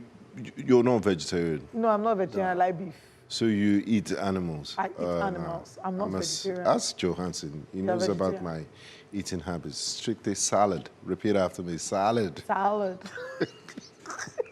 Let's move on. Now let's get to serious conversations. All right. Nigeria and the United Kingdom have signed a £746 million export finance agreement to redevelop the Apapa and Tinkan Island port complexes in Lagos, marking a major step in strengthening bilateral economic ties. The deal was announced during a meeting between President Bola Tinubu and UK Prime Minister Keir Starmer at Downing Street as part of Tinubu's historic state visit to Britain, the first by a Nigerian leader in 37 years. Both leaders emphasized the need to deepen trade and economic cooperation amid economic challenges. Starmer described the agreement as an opportunity to expand existing collaboration in trade, defense and security. Now let's tell you that the Nigerian government says the port redeveloped project will enhance the country's position as a leading maritime hub in West and Central Africa, while broader discussions during the visit are expected to focus on trade, investment and strategic partnership between both nations. Now, joining us for this conversation, we do have one who definitely will shed more light on the benefits of this signing. We have investment bank and analyst Dr. Naimeka Biarari, who joins us this morning. Thank you so much for making time out this holiday to join us. Let's go straight to our very first question as we welcome you. Hallmark, or you could say landmark agreements being put together. But questions are, why Lagos alone? Why not pan-Nigeria? Then again, we'd like to hear from you what the benefits for this Hallmark signing would actually mean for every single Nigerian. Good morning once again. Good morning. Thanks for having me. The development is a good one. Nigeria maritime sector is a $5 trillion potential sector of the economy. And we have always advocated that the maritime sector, the port sector, that is the blue economy, has the potential to generate nothing less than $25 billion annually into the Nigerian economy if we do the right things. It's a good development. And of course, straight to Lagos again, Apapa, Tinkan. And we also forget the fact that Nigeria has 800-kilometer coastal lines. The western corridor is the Lagos corridor, Lagos-Ogun corridor. We have the massive eastern corridor.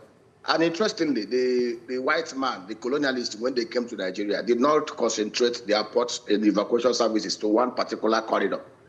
They were the ones that developed the western corridor, developed the eastern corridor. The eastern corridor is the Cross River, the Akwa Ibom, the River State, the Abia State, the Imo State corridor. For most people who are not aware, it's actually shorter to do a port at either Azumini or Rashi from the Atlantic coast, the distance, than even the one that they're doing in Cross River, which is about 65 nautical miles. From the Atlantic to the Azumili point is almost just about 28 nautical miles, so which is actually shorter. And it's also very instructive that Nigeria as a country is not the only country that has the same vast coastline. Brazil, despite the fact that they have even a bigger coastline, even have some ports, river ports. The Manaus River Port, that's almost about 1,433 nautical kilometers away from the Atlantic, which is a major port that serves the massive inland of Brazil. So it's a good development, and we want the federal government of Nigeria to go beyond concentrating investments in developing the Lagos port, to work with the other governors and the people from other regions, the southeast, the south-south region, to create the Eastern Corridor. I've always said it, Nigeria has the potential to become the transshipment hub for the whole of Sub-Saharan Africa. The eastern side will serve countries like Gabon, Democratic Republic of Congo, and all the rest of them. Good development, and this is a sign of the MOU. We expect that they will fast-track this. And beyond just this, we must also sit down and ask ourselves, what are we doing right and what are we doing wrong? I've always maintained, look at Lagos, Singapore. I'd like you to expand on what we're doing right and what we're doing wrong beyond this MOU, but we'll touch on that after this break. back to Breakfast Central. We're still looking, at the visit of the President of Nigeria to the United Kingdom, the deals that have been signed, and what that will mean. And we're exploring particularly our ports and the reforms that will be taking place at our ports. We're joined by Dr. Nnaemeka Obiareri. Before we went on that break, you had given an extensive explanation, and then you were speaking to what we've done right and what we've done wrong beyond the contracts between Nigeria and the UK. So let's start with what we've done right and then take us through what we've done wrong. We've not done much right, and I will explain to you why we've not done much right. It's a sector that has potentials to generate nothing less than $27 billion annually in the Nigerian economy. I give you an instance. The Singaporean economy has no natural resources. It's an economy that practically buys sand every year to protect their shorelines so that they will not be carried by erosion and the Atlantic Ocean. But Singapore, on an annual basis, generates nothing less than $25 billion from the maritime sector. They just have the landmass of Singapore is about 721 square miles, and their coastal line is not even up to 1/5 of Nigerian coastal line. So we need to go out of our cocoons. Nigeria is not just made up of just Lagos State alone. Lagos State and Ogun is the western corridor. We must also develop the eastern corridor. Interestingly, the white man and the colonialists developed both corridors and within the same time. And that is why you would never see any rail that was done horizontally in Nigeria. You only see rails running from the north to the east and running from the north to the west. That was why you never saw any rail from the west to the east, because the white man was concentrated on evacuating our raw materials and our goods from the north to the eastern corridor, which is the Port Harcourt, the Cross River axis, and then to the western port, which is the Lagos port. So, and we have refused to do what is right. And what is right that we're supposed to do? I've said it here. Nigeria can actually be like a transshipment hub of the whole of South Africa if we do what is right. And what is that is right? Look at Singapore. What did they do? They concentrate on what they call the 3 C's: connectivity, capacity, and competitiveness. We are not competitive. Why are we not competitive? Because of our inefficiencies, because of corruption, and because of other things that we have done wrong. If you take your goods to Togo or to Benin Republic or to any other place, within 10 days you'll get it out. And the tariffs are so streamlined that you will know what you pay from day one. I gave an example of how I went to a customs forum to go and speak to the customs top executives, and I spoke to them, and I shared with them things they could do to support activities in that sector. And even before their topmost organs, they shared with me some of the HSC codes. I told them about agriculture and how we can potentially grow that sector. In their presence, the topmost hierarchy of customs, they told me once you bring in tractors and Buddha and everything, the HSC code says 5% and all those stuff. Lo and behold, last December, I brought in tractors, 2 container load of tractors into Nigeria. Do you know what happened? The same custom people that told me it's 5% everything, I ended up paying over 52%. When I protested, they said, oh, we have been given targets. This is what is in the book. If you cannot pay, then leave your goods. I incurred so much demurrage, and that was what even inflated. So we are not competitive, we are not streamlined, and a lot of things are happening that we should not be doing. We should also focus on this eastern sector, and we should also look at through diverse instrumentalities of the private-public partnership, like other countries have done. If you go to America, even some ports are privately owned. For example, now I've advised the Southeastern governors, especially working with the Southeast Development Commission. From Atlantic to Azumini, we can develop a port that can take at least 4 million tons of containers every year. It will take us about $2 billion to do. Federal government with other state government under a PPP arrangement. And I will tell you this, if they decide to do it, within the next 3 years, we will help them to structure the financing and the arrangement, bring in technical partners, and it will be done. And you know one thing that will shock you? This is a corridor. 65% of the containers that come into Nigeria goes through to the eastern corridor. So why should I? And you know what? Even the container I cleared in Lagos, I spent almost about 3 million naira moving it from Lagos to Bende in Abia State. Then imagine if I had an Azumini port. I will have cleared my container. It will not take me anything more than 200,000 to move it from Azumini to Bende, which is about 46 kilometers away from each other. So that is what we are not doing right. We are concentrating everything in the West. The federal government is busy doing all this, and then the other governors in the South, and South are busy playing politics. rather than focus and work together, mobilize their people on how they can develop those sectors and pressuring the federal government to do what they're supposed to do. If we are very efficient like the Togolese, if we are very efficient like the Beninoas, I tell you, most of the West African countries will be coming to Nigeria, even those in the Eastern Corridor will be coming to Nigeria to clear the container. And we can even go along the line to even do rail lines that links Nigeria from Nigeria all the way to Dakar from the Western axis, and from the Eastern axis all the way from Cross River, linking Cameroon to Gabon and to Equatorial Guinea. We will control this.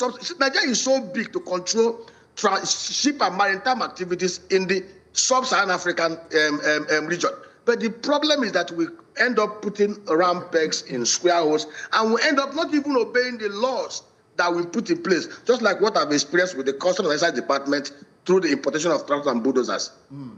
Now, Dr. Obiari, I mean, just from what you've said, our blue economy does have a lot of potentials, but focusing on Apapa and Tin Can Island ports, critical to Nigeria's trade, yet congestion, inefficiencies, high logistics costs, some of these things you've mentioned still persist. So beyond the technology and improving the infrastructure on the both Apapa and Tin Can Island port, what do you think this deal will bring if they're not talking about the human factor and the efficiencies in running the port system? How much? Like I said, it's going to. It's not just enough to just develop the infrastructure. Like I said, the infrastructure, the development of the infrastructure is very, very good. They can even digitize operations there, just like in Singapore, where they even gone beyond digitization to even adopt AI operations within their port services. Infrastructure development of Tin Can is one thing. The human factor is another thing, and the enhancing efficiency is another thing, and the breaking our laws, amending our laws to make it more efficient is another thing. And I give an example again. If you go to places like Malaysia, you will see clearly when you're bringing in goods and services that will help them to catalyze productivity in their economy, you practically pay zero tariff or less than 5%. But if you're bringing in luxury goods like your Lamborghini and other things, they charge you almost about 300%. Why do they do so? They do so to discourage people from bringing in junks into the economy and to encourage local productivity. And you know, why we're also looking at federal government and blaming them for putting everything in Lagos, we should also be asking those in the southeast and the south side, the governors, what are they doing? I know it's somebody like Michael Lobara as governor will have catalyzed his people. Somebody like this will have catalyzed his people. And I can tell you, I've said it again, I just said it, the greatest investment Nigeria has is our diasporas. If we have governors and leaders who are very proactive, we can easily mobilize nothing less than $50 to $100 billion into this economy from our diasporas. I challenge the governors, I challenge development commissions. It's not enough to turn those agencies into money laundering fronts and to curry political patronage. We need to sit down and think and put in our thinking hats. Nigeria should have nothing less than 40 to 60 terminals across the 800 kilometer coastal lines. We need to amend all the laws to make us more competitive than our neighbors. Why should somebody in Nigeria, I was discussing with somebody in Chad. There was a time Chadian government was trying to do a quasi seaport. I was part of their consultants, and I asked them, why didn't you do that quasi seaport, sovereign seaport, either in the eastern corridor of Nigeria or the western corridor? That is very close to Chad. Why are you going to Benin Republic? And they told me the same thing, the inefficiencies, the corruption, and all those stuff. And they are doing it in Benin Republic, and they are going to do a three-country rail line that crosses, that involves Benin Republic, Niger, and Chad, which is 3 times a longer distance than doing it from Nigeria. They refused. Pipeline, they will not do pipeline through Nigeria because of our inefficiencies, insecurity, and corruption. So we need to look inward and ask ourselves these questions. What are we doing that we're not doing that? And then change our ways. Okay. Let's pause the conversation just for a moment. I think we have just one more question to go. Let's join our correspondent who's live in Delta State. We'll come back to you, Dr. Obiari. We do have Austin Azu. Good morning to you, Austin Azu. Can you quickly tell us what the holiday is looking like in Delta State? Okay, good morning. Of course, currently we are at the Eid Prayer Ground here in Asaba, the Delta State capital. Behind me, you can see Muslim faithful started converging here at this point in time to begin their their spiritual exercise. Of course, you know that this accumulates into the holy month of Ramadan, and of course they have a fasting for a very long time now, and today is the climax of it. However, we have some of them here to share to us how the journey has been like. All right, we have Lawa, please stand up, please.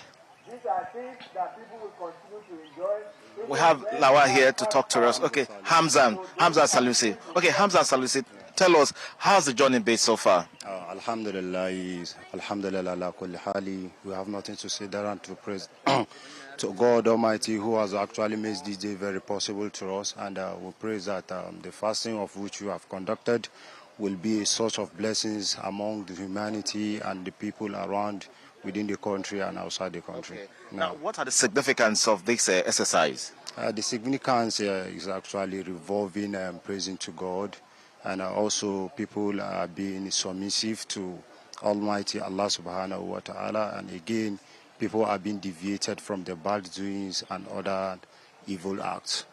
Inshallah. Now, how were you able to cope during this economic reality in terms of the fasting, and what next? What are expectations from government in this exercise? All right, having this exercise being done, we praise to Almighty Allah to have controls over our government's affairs, and also we are wishing, despite the economy is not favorable at all, we are praying to God, viewing by the act of the worship, God will ease the economic affairs of the Nigerian people as a whole.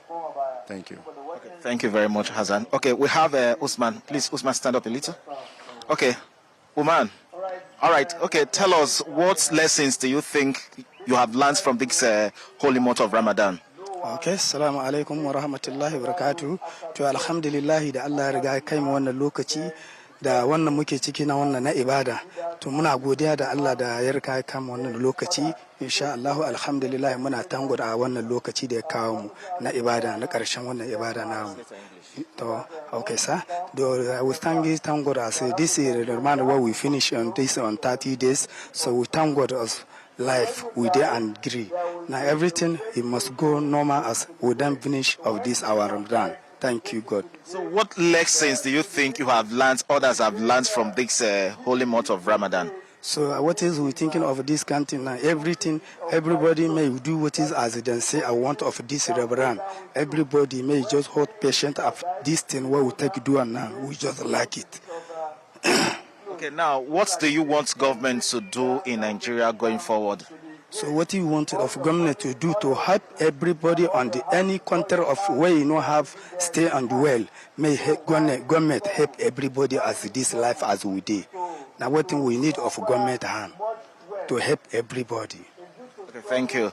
All right, the holy month of Ramadan is one of the pillars of Islam, and of course they have started converging already to begin the Eid prayers to ensure they are able to complete the spiritual exercise that started some days ago. So back to you in the studio. Thank you so much, Austin Azu, for that report all the way from Delta State. Well, let's quickly wrap things up with Dr. Obiari. Dr. Obiari, this landmark signing in the UK has indeed generated mixed reactions, but in very, very short time, let's say 30 seconds, can you quickly share maybe 3 things Nigerians should be expecting to see after this landmark signing in the next few months to come? It's one thing to sign agreement, it's another thing to execute it. This is not the first time we've signed different deals and agreements. So we wait with bated breath for them to execute. And like I said, it's good to develop the infrastructure, it's good to digitize. But even if you put a Lamborghini on the road and then you get a Danfo driver to drive it, you may not get the best result. So while we are signing agreements and developing our port infrastructure is very, very key. And I'm even happy with even the one that are doing with the one that are doing what's the name of that is Niger Dock and all those stuff. So it's a good development, but like I said, it's one thing to get a Lamborghini, it's another thing to get a Danfo driver to drive it, or to get a good person, a good driver that understands how to drive such to lead the process. Okay. Thank you so much, Dr. Nameka Biari, and we look forward to speak with you again. We'll go on a quick break. When we come back, we'll take a look at more stories. We do hear that President Bola Ahmed Tinubu will be at the mosque very soon, few minutes to go here in Lagos. And also, we do have the front pages of the newspapers, so stay with us. Let's quickly look at what the top stories are on breakfast headlines this morning. President Bola Tinubu has departed London following the conclusion of his two-state visit to the United Kingdom. Now, during the visit, the president, accompanied by his First Lady Aremu, Tinubu, held talks with King Charles III and engaged with various groups. He also attended a state banquet held in his honor. On Thursday, President Tinubu met with UK Prime Minister Keir Starmer at Downing Street, where he reaffirmed Nigeria's commitment to strengthening bilateral relations. The president expressed concern over Nigeria's economic challenges and the welfare of its citizens, while highlighting opportunities for deeper collaboration between both countries. President Bola Tinubu, on the other hand, has urged Muslim faithfuls to rededicate themselves to unity, compassion and national service as they mark Eid al-Fitr. The president urged Muslims to reflect the values of piety, kindness and selflessness and extend support to people of all faiths. He also encouraged religious leaders to use the period to pray for peace, stability and progress across the country in line with national development efforts. Authorities say the celebration follows the federal government's declaration of public holidays with renewed assurances of commitment to unity and social harmony. Let's still tell you here on the news that we do have our man who's on ground, Victor, by the way, who's somewhere in Lagos, and particularly in Dorden Barracks, where we do hear that the president will be visiting. Victor, good morning. Can you give us an update on what's happening? I'm currently at the Lagos Central Mosque here at Dorden Barracks in Lagos. I mean, you could tell all the way from Obalinde that there's something big about to happen here. It's the Eid prayers. I mean, just unofficially the Ramadan is over, and it's time to have some kind of celebrations, what the Christians might call Christmas season. So we have a lot of them, gathering themselves in their hundreds. So like I said, this is the Lagos Central Mosque, just right behind me, is where the president is likely to, as a matter of fact, will be praying, not likely to pray. So this is one of the prayer grounds, but clearly the president will be praying here. We've been to other prayer grounds where other Muslims are already seated and are praying. So currently, what the imam is doing is, doing some kind of praise worship. I mean, he's been, you could hear from the background, he's been doing this call to prayer since last night, and he will continue to do this until the prayers begin sometime around 9, or depending when the president, eventually gets here. I mean, you could tell that they are all dressed and getting ready for the celebration. Several of them, dressed in different attires and looking funky, maybe turning heads, even those who are putting on rainbow colors. I mean, they don't even care whether they're putting on black and blue or blue and yellow and stuff like that. What is important is that the Ramadan fast is over and they're here to celebrate, the aftermath of that. Of course, the prayers basically will be hinged on unity, prayer for the nation, prayer for the economy and all of that. So we'll get to see that in the next few moments. But at the moment, everyone is just getting set, getting ready. If you like, you can call this place where the elites will be, while other places are other Nigerians, they're all praying. So this is one of the third prayer grounds here at Dorden Barracks. And like I said, this is Lagos Central Mosque where the president will be praying, and we understand that he will be joining us or be coming down to this place as soon as possible. For the moment, it's been a beautiful season. Atmosphere so far, security is really, really tight.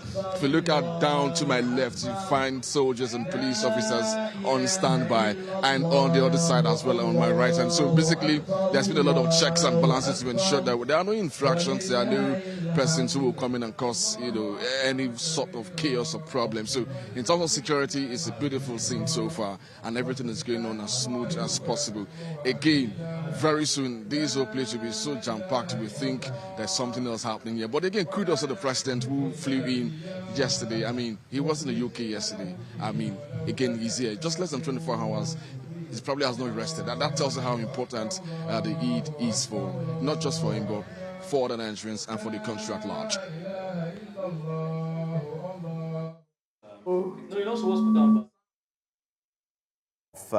the entire celebration. The president will arrive, and you will get to join us again to give us an update on what's really happening there at Dodon Barracks in Lagos.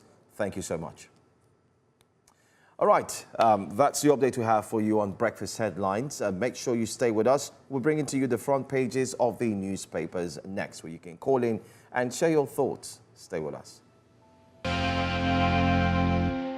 You're welcome back to Breakfast Central. It's now time for us to take a look at the newspaper front pages. And joining us today to analyze the newspaper front pages is public affairs analyst, Mr. Theophilus Akatuba, one of the best analysts in the world. In fact, your favorite one. No, I've not completed my sentence. Good morning. Good morning. Oh, yeah, thank you for one of the best analysts in the world of Lagos State. Are you coming from the Strait of Hormuz? We've not seen you anywhere. That place, that place has become very popular. Something we hardly talked about. The last time you sat here, I was buying petrol at 800 and something. Life has changed. Life comes at you fast. Life has indeed changed, but it should be expected. We didn't start it. When it should be expected, but it will get better.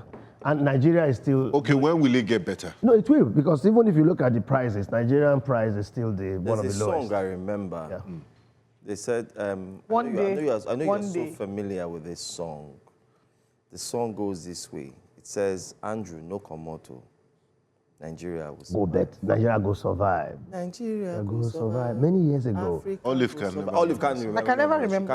It's Venom Marioga. Yes. And you know the thing, each time I look at Nigeria, I tell the people that look at that song and the year it was. That year. So it means things were regarded as not good. It don't tell. If only they could see the future. Now, we even came down to which way Nigeria, which is Sonny Okosu. 1985.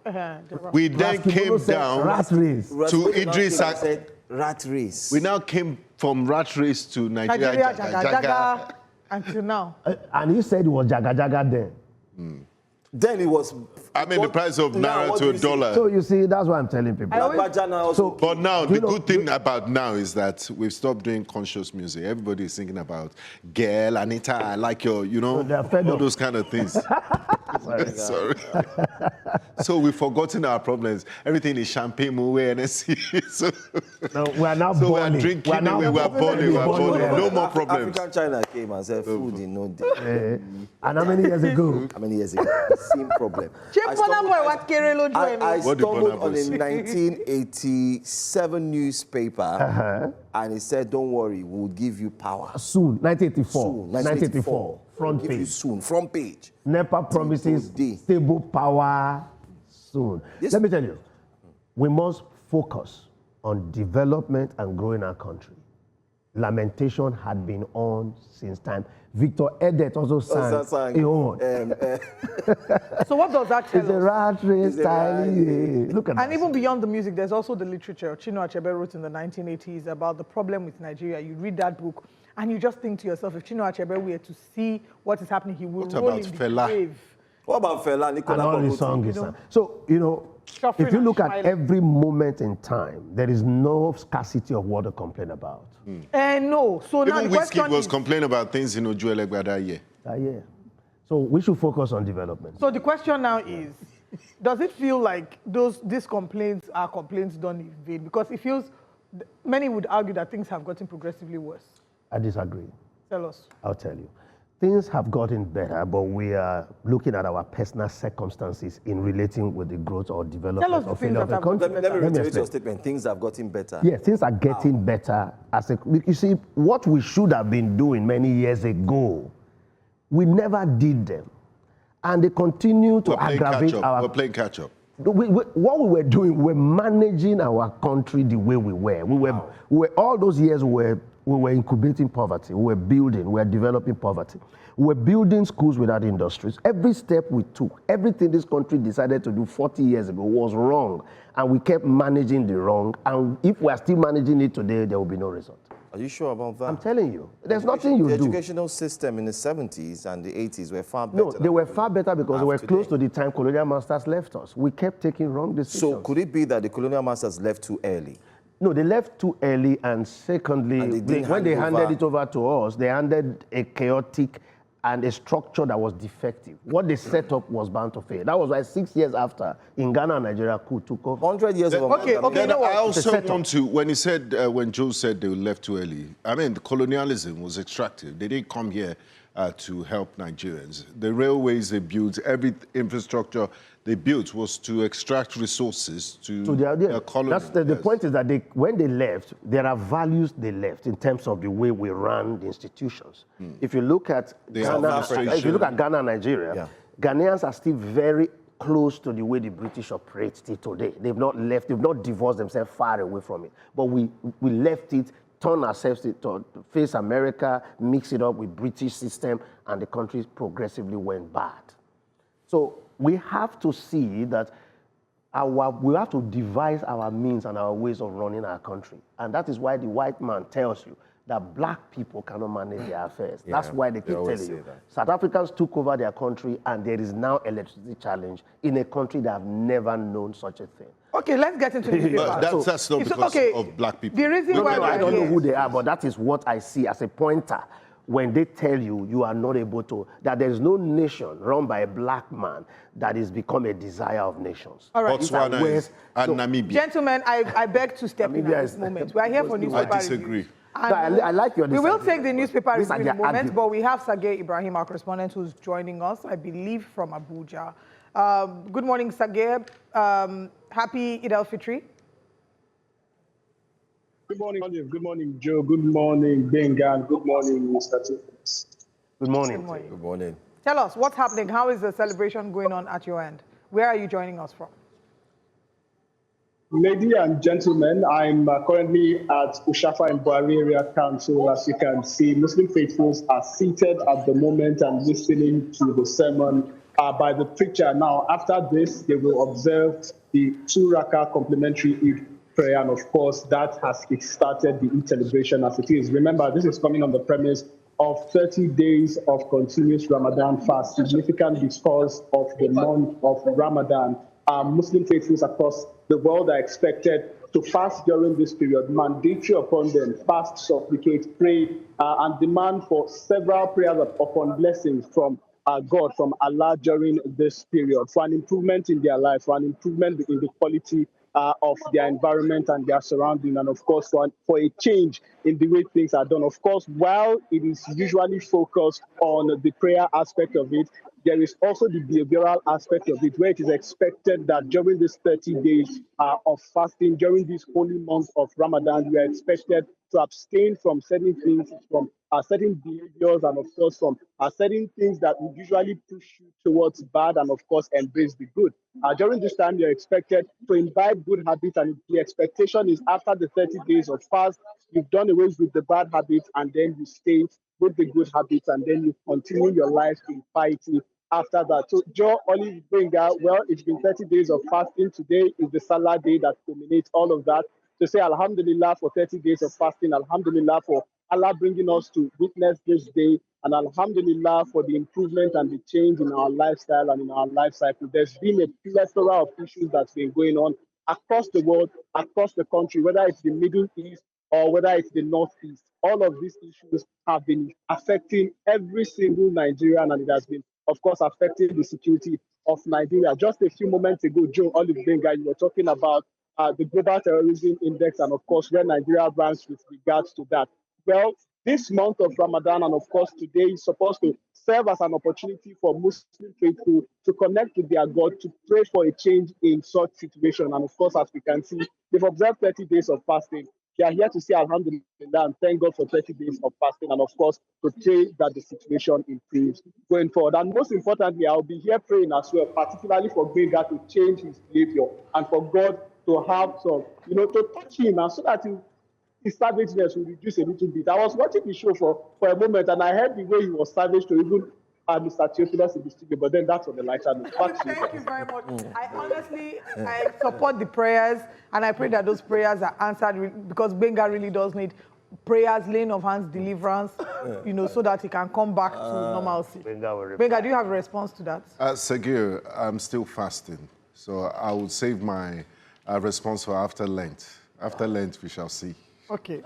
Thank Thank you very much. Thank you. Okay, now let's come back and go straight into the papers. Before they start arguing about Please Nigeria will survive and doing a throwback of the baby boomers generation on the front page. What's going on here? And you know I'm not. I'll show you another. I can give you some of those prayers that they wanted to give. I'll show you another one that needs prayers here. No, Nigerian Tribune this morning. On the front page of Nigerian Tribune, one of our biggest fear, reps warn of imminent petrol scarcity price hike over Dangote supply gaps. Seek urgent intervention of Presidential Technical Committee on Crude for Fuel Initiative. Cost of goods set to rise as manufacturers face higher energy input costs. Mr. Akatuba, you said things are getting better. Yeah. How much did you buy for last? 1,223. Okay, I did 1,250. Yeah, I think things are getting better for our country. It's not in relation to this, to the situation of. But everything revolves around energy. The petrol prices is not. It's not a situation that is orchestrated by local factors. It's an international impact on all countries of the world. I beg to differ. You know why I will speak. Okay. I know you. So that you can respond at the same time. Let me. Why I beg to differ is, yes, these are natural causes. Like there's a war happening. Yeah. The Strait of Hormuz has come into the conversation. You know, there's so many factors because of the war. We understand that. But if our local refineries were producing at optimum capacity, if they were not... what's the word? What's that word they always use to describe our local refineries? But if they were working at optimum capacity, we would have been better prepared to handle the implications. It is not exactly so. The fact that we don't have refineries is a matter we all know 20 years back. So we can't go back there if they were. We are talking about the current situation where we have run down our refineries for so many years and we could not get them back. And having a refinery is not even a guarantee that you have better petrol prices in the United States. Can I finish? No, let me finish speaking about this so that I can tell you. Please go ahead. You get in crude and you will refine them at least below cost. And they have done that and the refineries collapsed. We did that many years. The refineries were functioning at a loss and they collapsed eventually. And there's no institution, no organization. You see, what we are looking for is that Nigerians want cheap petrol prices. Somebody has to pay the price. No, Mr. Katuba, I beg to Okay, please. You have not allowed me to settle down with my thoughts. I just want to hold that thought before you conclude. Okay, please. Okay. And I beg to differ because when people say when we have refineries, it's not a guarantee. I don't agree with that. And the reason is because let the refineries work first. They can't work. And I've told you they can't work. And again, I don't know why we want government. You're appointing your government in the direction. How do they work in other countries? They don't work in other countries too. They don't work in Ghana. No, leave Ghana. They work in South Africa. No, but that is South Africa has a refinery. Okay. South Africa is not a nation like Nigeria. So if you say it cannot work, do you recall that? No, it's not in Africa. You recall that? They see you as Africans. South Africans see you as Africans. Do you know that? When you go to South Africa, the last time I was at the airport, what they told me, they say he's from Africa. I asked them, so where is this? They say this is South Africa. Mr. Katuba, we always refer to the West and we try to do what we call global standards. We call it global standards. Global best practices. Why do we call it global best practices or standards? Yes. Because these people have set a benchmark that actually works. Period. The West? Yes, right. That works. So we try to borrow a leaf from what they do and try to implement it in different sectors. Why is it that our refineries, you made a statement, you said our refineries, apparently as you spoke, that the refineries, they tried to do everything, it didn't work. Why didn't it work? We tried to run away from the major reason why it didn't work. It didn't work as a result of the fact that the refinery itself said, I don't want to work? Or it was a human factor? No, because listen, there are three many. First of all, the refineries were set up to operate to subsidize petroleum. So they were going to fail anyway, whether you bring the best hands to run them. And then they are also impacted by the lackadaisical attitude of government running business. There is no government-run business that is very efficient. It is the same globally. How about state-owned corporations in China? Leave China. China and Nigeria are far different people. Why can't we borrow that? Why can't we borrow that? You don't run the same thing. You run a democracy where everybody can talk. The efficiency. Where everybody can argue. That system is not a democracy. And it is not a multi-party, multi-system where everybody speak and everybody argue and waste time. It is a system, it's a communist system. Don't compare China with Nigeria. When Chinese people compare, say we can borrow a leaf from their efficiency. And we are breaking your house. You don't have so much voice to fight for compensation. And the ways on which people are fighting even the coastal roads. Mr. Katuba, were you amongst those who celebrated the Port Harcourt refinery that it started working? No, I was very glad that they did, but I was suspicious. And I knew it would fail. So the question is... And I was saying it's a good thing if we can make it work. Because if we really can have refineries, it's good. But trillions were pumped into it. No, what I'm saying is those trillions, that's why government must never near it. To do so is to filter for that trillions, because everyone that has turned that refinery around have gone out richer than that refinery.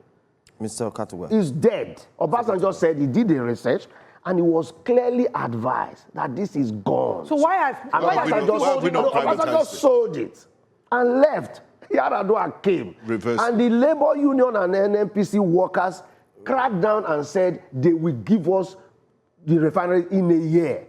And Yaradua reversed and returned the money of Dangote and all of them who bought. They all went. Dangote started dreaming of his own refinery, which is a reality today, which is the hope and the anchor of Nigeria. Whereas the refinery that the labor unions told us were sold to cronies have not been revived till today. So Yaradua failed Nigeria. The labor unions failed Nigeria. All of these things that you're saying is not brand new information. It was information that existed before now. So the current administration knew about it. That's why they're not going there. Yeah, that's the selling. No. But Port Harcourt Refinery was under this current administration. No, it was the word current. No, this administration is Tinubu's government. No. Buhari led that government, and the Northerners believe the entire petroleum sector is their forte. They love to have it under government control. The NNPC and everything. This is the Northern belief. But is President Tinubu not Minister of Petroleum? No, the Minister of Petroleum is under the direct control of the President. Pause. Let's take this call. Hold on. Mr. Katuba, I hope you don't Let's take this call. Today we are ready. Today is a festival. We are ready to... No, we are coming back to answer. I'm ready. Let's take this call. Thank you for calling. Good morning. Oh, we lost that. Yeah. Try to return. Maybe it was my position. Your position, they're already fighting you on YouTube. Let them continue. Let's read the comments here. Let's read out their opinion. You've made some very strong statements. Yes, I have. Yes, Nigeria is getting better. Yes, Nigeria is getting better in terms of fixing even if we have the reason we are poor, the reason we are the poverty headquarter, the fact that our refineries are not working, the regulation of our oil industry. Are you aware of the security, Nigeria is getting GTI report? No, security is bad. Okay. Because security is a political thing. Are you sure you will not come back and do apology video Aremu? No, I have always said things on this anytime we speak here. Sometimes they look very out. I told you the day Fubara will be removed. Everybody believed by 4 o'clock it was removed. I am telling you that I told you the challenges in this place will resolve like this. You told me how the coach of Morocco said he's afraid of us. I told you he has already finished Osimhen. That he was afraid of Osimhen means Osimhen will not play the match well. And they caged him, and we lost. See, I don't analyze public affairs from the popular standpoint. Yes. Nigerians don't understand their problems. So they think the noise, the engineering of the news environment. The news environment is engineered. I'm checking our time. So we need to be able to analyze the situation so that Nigerians can have a very positive. We have roughly 17 minutes to go, but let's let's quickly take another paper. But I hope that we can come and expand further the ways in which Nigeria is getting better. Tinubu, Keir Starmer hold talks as Nigeria-UK seal £746 port deals. Tinubu governors, others felicitate Muslims at Eid al-Fitr. Nigeria's 4th global terror ranking confirms Tinubu's failure, ADC and OBC. How do you respond to that? Because again, this is also linked to your statement. We have a graphics we also show on the screen. It is the story is factual, is correct, but you must agree that it's not a failure in the way the opposition want to catch in on it. It's not a failure. It is progress being made in security generally in Nigeria. How? No, generally. How? No, generally. Let me read the report for you. I understand. I said the report is correct, but the politicians want to spin off on it. How? They want to I mean, spin but off. it's the It's reality. not enough. No, it's a reality, but it is not enough to say it's a So failure. we should just keep quiet. Okay, my We didn't say friend, you should keep quiet. You said to analyze the news. my friend Benga I am saying what the news should be and how people Okay, should. so tell us what the news should be. No, it is. I said it's factually correct. I did not dispute. That means the story. government is failing I in its said responsibilities. Not entirely. Insecurity is a big issue in Nigeria. Nigeria is having a big insecurity matter, and it's a big. Have you seen the numbers?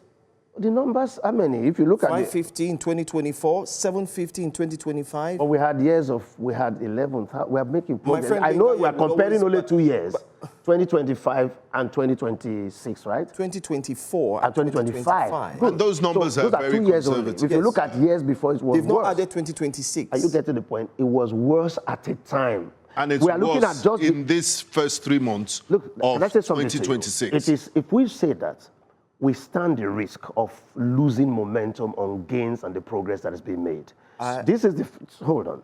The level of engagement that is going on in the country now, even though numbers are big because of the wholesale attack of the terrorists, does not mean that general insecurity in Nigeria has not improved. Kidnappings. See, the incidence of kidnapping has also reduced. Hold on. The idea of kidnapping wholesale 300 people has also gone down. No, there are people that are still in custody in Kwara State. They've not released them yet. No, I'm not those in captivity. Please, are you listening to what I'm saying? We have less incident the way we used to have. Mr. Katuba, there's no way you can spin Let's allow him land. What data? Let's allow him land. Yes. We have less incidents of what? Of kidnapping. What's the data? See, kidnapping was so rampant in this country at the time that it was widespread up to south, up to southeast, even in southwest. Rocha's Okorocha's son-in-law was kidnapped a few days ago. I didn't say in the southeast. No. He's saying that it has rampantly reduced. I need to understand where Mr. That's what I'm Katuba is saying. coming from. And the level What of is the time in safety and reference? security in the sense of Nigerians today has increased compared to the past. Nigerians, is that For example, when in there was a December, suicide bombing earlier this week. We always have that. They can't stop overnight. A suicide bomber plans bombing secretly, privately, and goes to unleash. Those are people who, just as we are here, somebody can wait by the side of the gate to attack anyone. You don't know who is going to do that. Spot attacks and terrorist attack, the terrorism. Yeah, but it's the responsibility of the security services to prevent that from happening. It means they're not doing that. So any security incident that happens, we can just wave it off. Or they can be everywhere. Who do you hold responsible? The buck stops at the president's table. You cannot blame the president for everything. If you keep doing that, former President Jonathan was president. You know what will happen? There will never be a president that can be regarded as successful. Never. Okay. So what I'm asking, no president in Nigeria can stop spot attack if the matter of insecurity is not resolved on a global scale. Okay, and I hear you, Mr. People Katuba. come from Niger to attack us. People come from here to attack us. And Nigerians are around the system of this operation. Why is it not progressively successful in the south?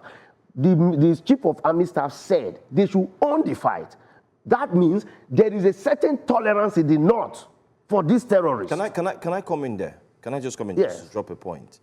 You have bandits and terrorists who are brought back into the system, who are de-radicalized, as it were, and then they are brought back into the system. There are many layers to this issue of terrorism and the fight against insurgency that even Nigerians have pointed as an error. Not just from the military are doing their best. They are fantastic. They are doing their best, whether we like it or not. These guys are working day and night so that all of us can sleep.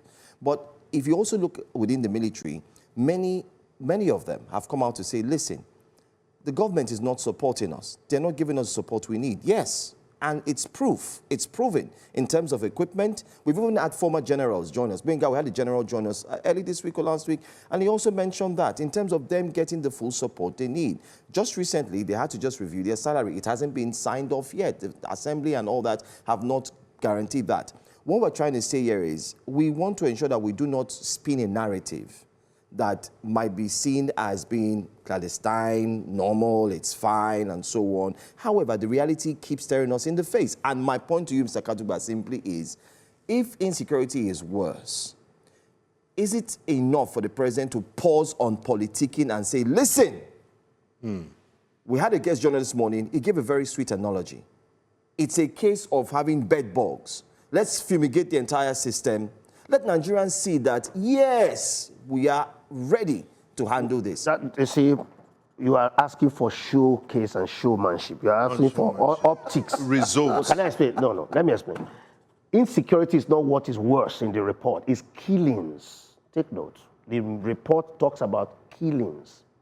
And those killings, terrorists, as a result of terrorism action, not all the other And things. which is worse? No, let me talk explain. about the I'm just saying sanctity of that for human life. me, sanctity of human life is to the extent of the quality of life of even the living.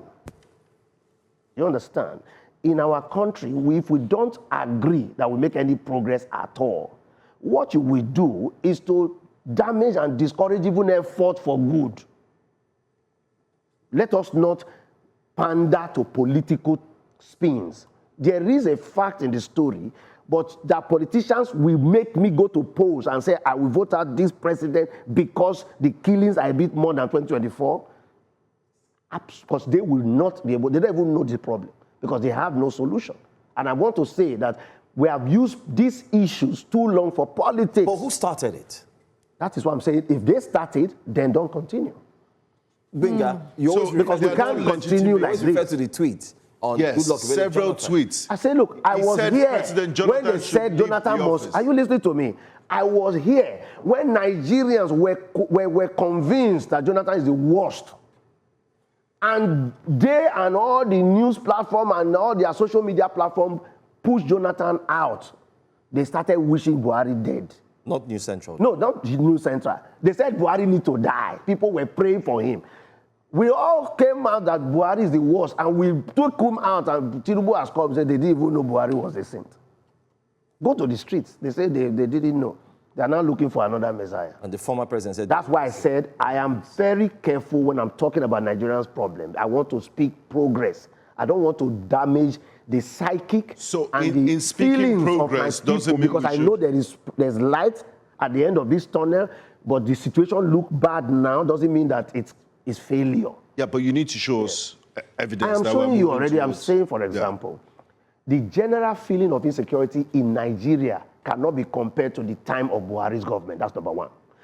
There is a more concerted and collaborative effort towards resolving insecurity in Nigeria that people can even see. But the reality Nigeria is even says a opening up to different story. international The current collaboration, reality, unlike we have done it. The current reality of Nigeria, I don't think we've experienced banditry and We've never kidnapping experienced it this bad. to this level. Well, I will not speak to that. Let's do newspaper to me, review. it's not the same, but I won't argue really with. bad. It's now in communities. It's now in neighborhoods. And It's a business. It's a billion naira. In If it's a business, then it will never end. Because once Nigerians start doing business with something, nobody can stop It can end if it can never. No government can stop them. if it's you know what. Once it's a business and it really becomes a business, then that's the business that will become popular. Okay. Just like generators became business, electricity was a victim. It's the same way to bunkering became a business. Anything that becomes business becomes business. Let's not even go to that electricity issue, because if we do, I'm still going to hold now. The Minister of Electricity is about to retire. The President has given an ultimatum, He a must go. deadline. He's about to drop his resignation and focus. I think that if the Minister had focused squarely on electricity, on power, without wanting to have a... No, government doesn't really control power to that. You see, our expectation of government control... Yeah, we know all of that. Jonathan has privatized this sector. And government role is in transmission. Government has set up GAMCO in order to resolve his own part. GAMCO, when you already have the GENCOs that have been set No, up? the You already GENCOs have the are telcos? privatized. And GAMCO is government's own solution to the transmission problem, so that they can resolve that one. We'll wait and see what... At least there is a movement. In the past, there's no solution. We'll wait and see. I like when there's a problem and somebody brings a solution. I want Nigerians to rally around and see that But it you works. know they are still owing 6 trillion. Oh, they were always owe because they subsidize it. Nigerians love subsidy. They want government now to pay petrol for them because there's war in Iran. Nigerians always want somebody come and pay for us so that we can sort out. Yeah, but a responsible government will cushion the adverse it's too early. effects. It's just less than 2 weeks. No, They're it's not too thinking. early. There are people that live on a day-to-day basis. Unfortunately, they feed from hand to mouth. Salaries aren't going up.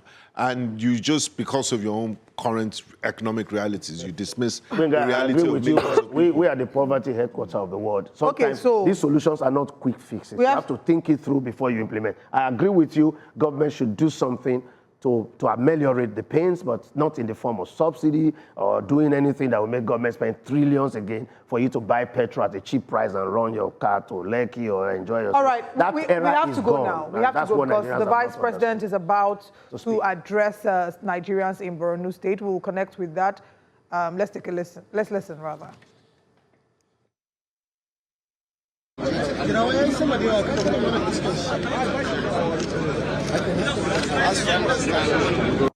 That what binds us together supersedes whatever that divides us. Incidentally, Ramadan coincided with the Lent season for our Christian brothers and sisters. We believe that the 30 days of fasting that we endured or we observed calls for a deeper reflection for us to understand that unity and peace of this country is absolutely essential for our development. There can never be peace without development. There can never be development without peace. We should call on all Nigerians to fuse into one and face our common challenges of underdevelopment, insecurity, and destitution. We want to salute the governor of Borno State, the Sheikh of Borno, and all the people of Borno for their resilience, for their commitment, and for their passion to enthrone peace, social harmony, and progress in Borno, the Northeast, and the nation as a whole. And to you, the gentlemen of the press and the common people, we appreciate you, we adore you, we respect you. Thank you very much.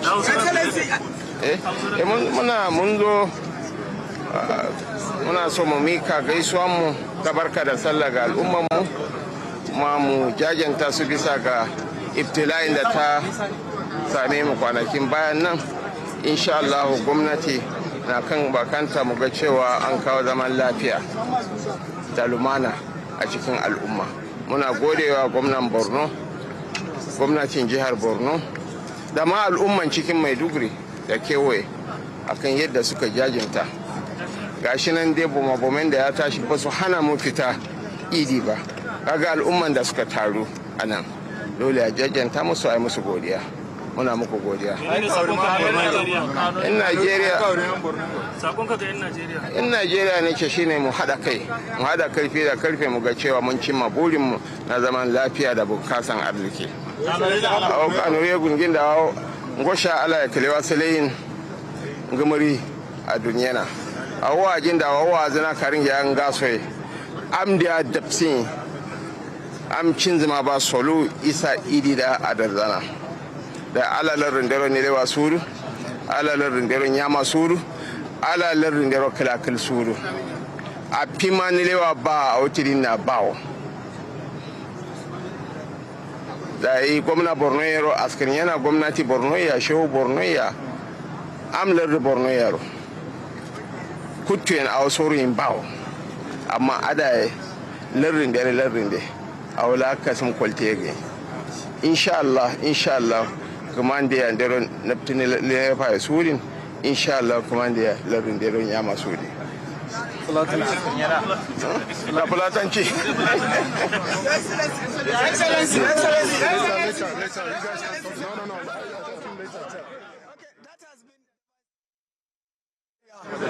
Kashim Shatima, who has just spoken to members of the press, telling him a key message with regard to what binds Nigerians together supersedes whatever that divides them, and that people should embrace peace, and that he is happy to witness the peaceful Eid that was observed here in Maiduguri, the Borno state capital. He said, despite the recent bomb explosions in Maiduguri, the state capital, people have come out in their numbers, in their mass, across different communities, from Gamborungala to Kirawa to Bama to Biu, and other local government areas, people were able to observe the Eid peacefully, without any rancor, without any security breach. And he sees this as a great and historic day for the people of the state as they continue to ensure that peace and security is maintained across the nooks and of Nigeria. Keir, thank you very much for bringing us that update. We look forward to getting more with you in subsequent shows. Thank you for your time with us and to our audience joining virtually, physically. Thank you for joining us. This is all that we take this week. We'll be back again Monday next week. I am Olive MOD.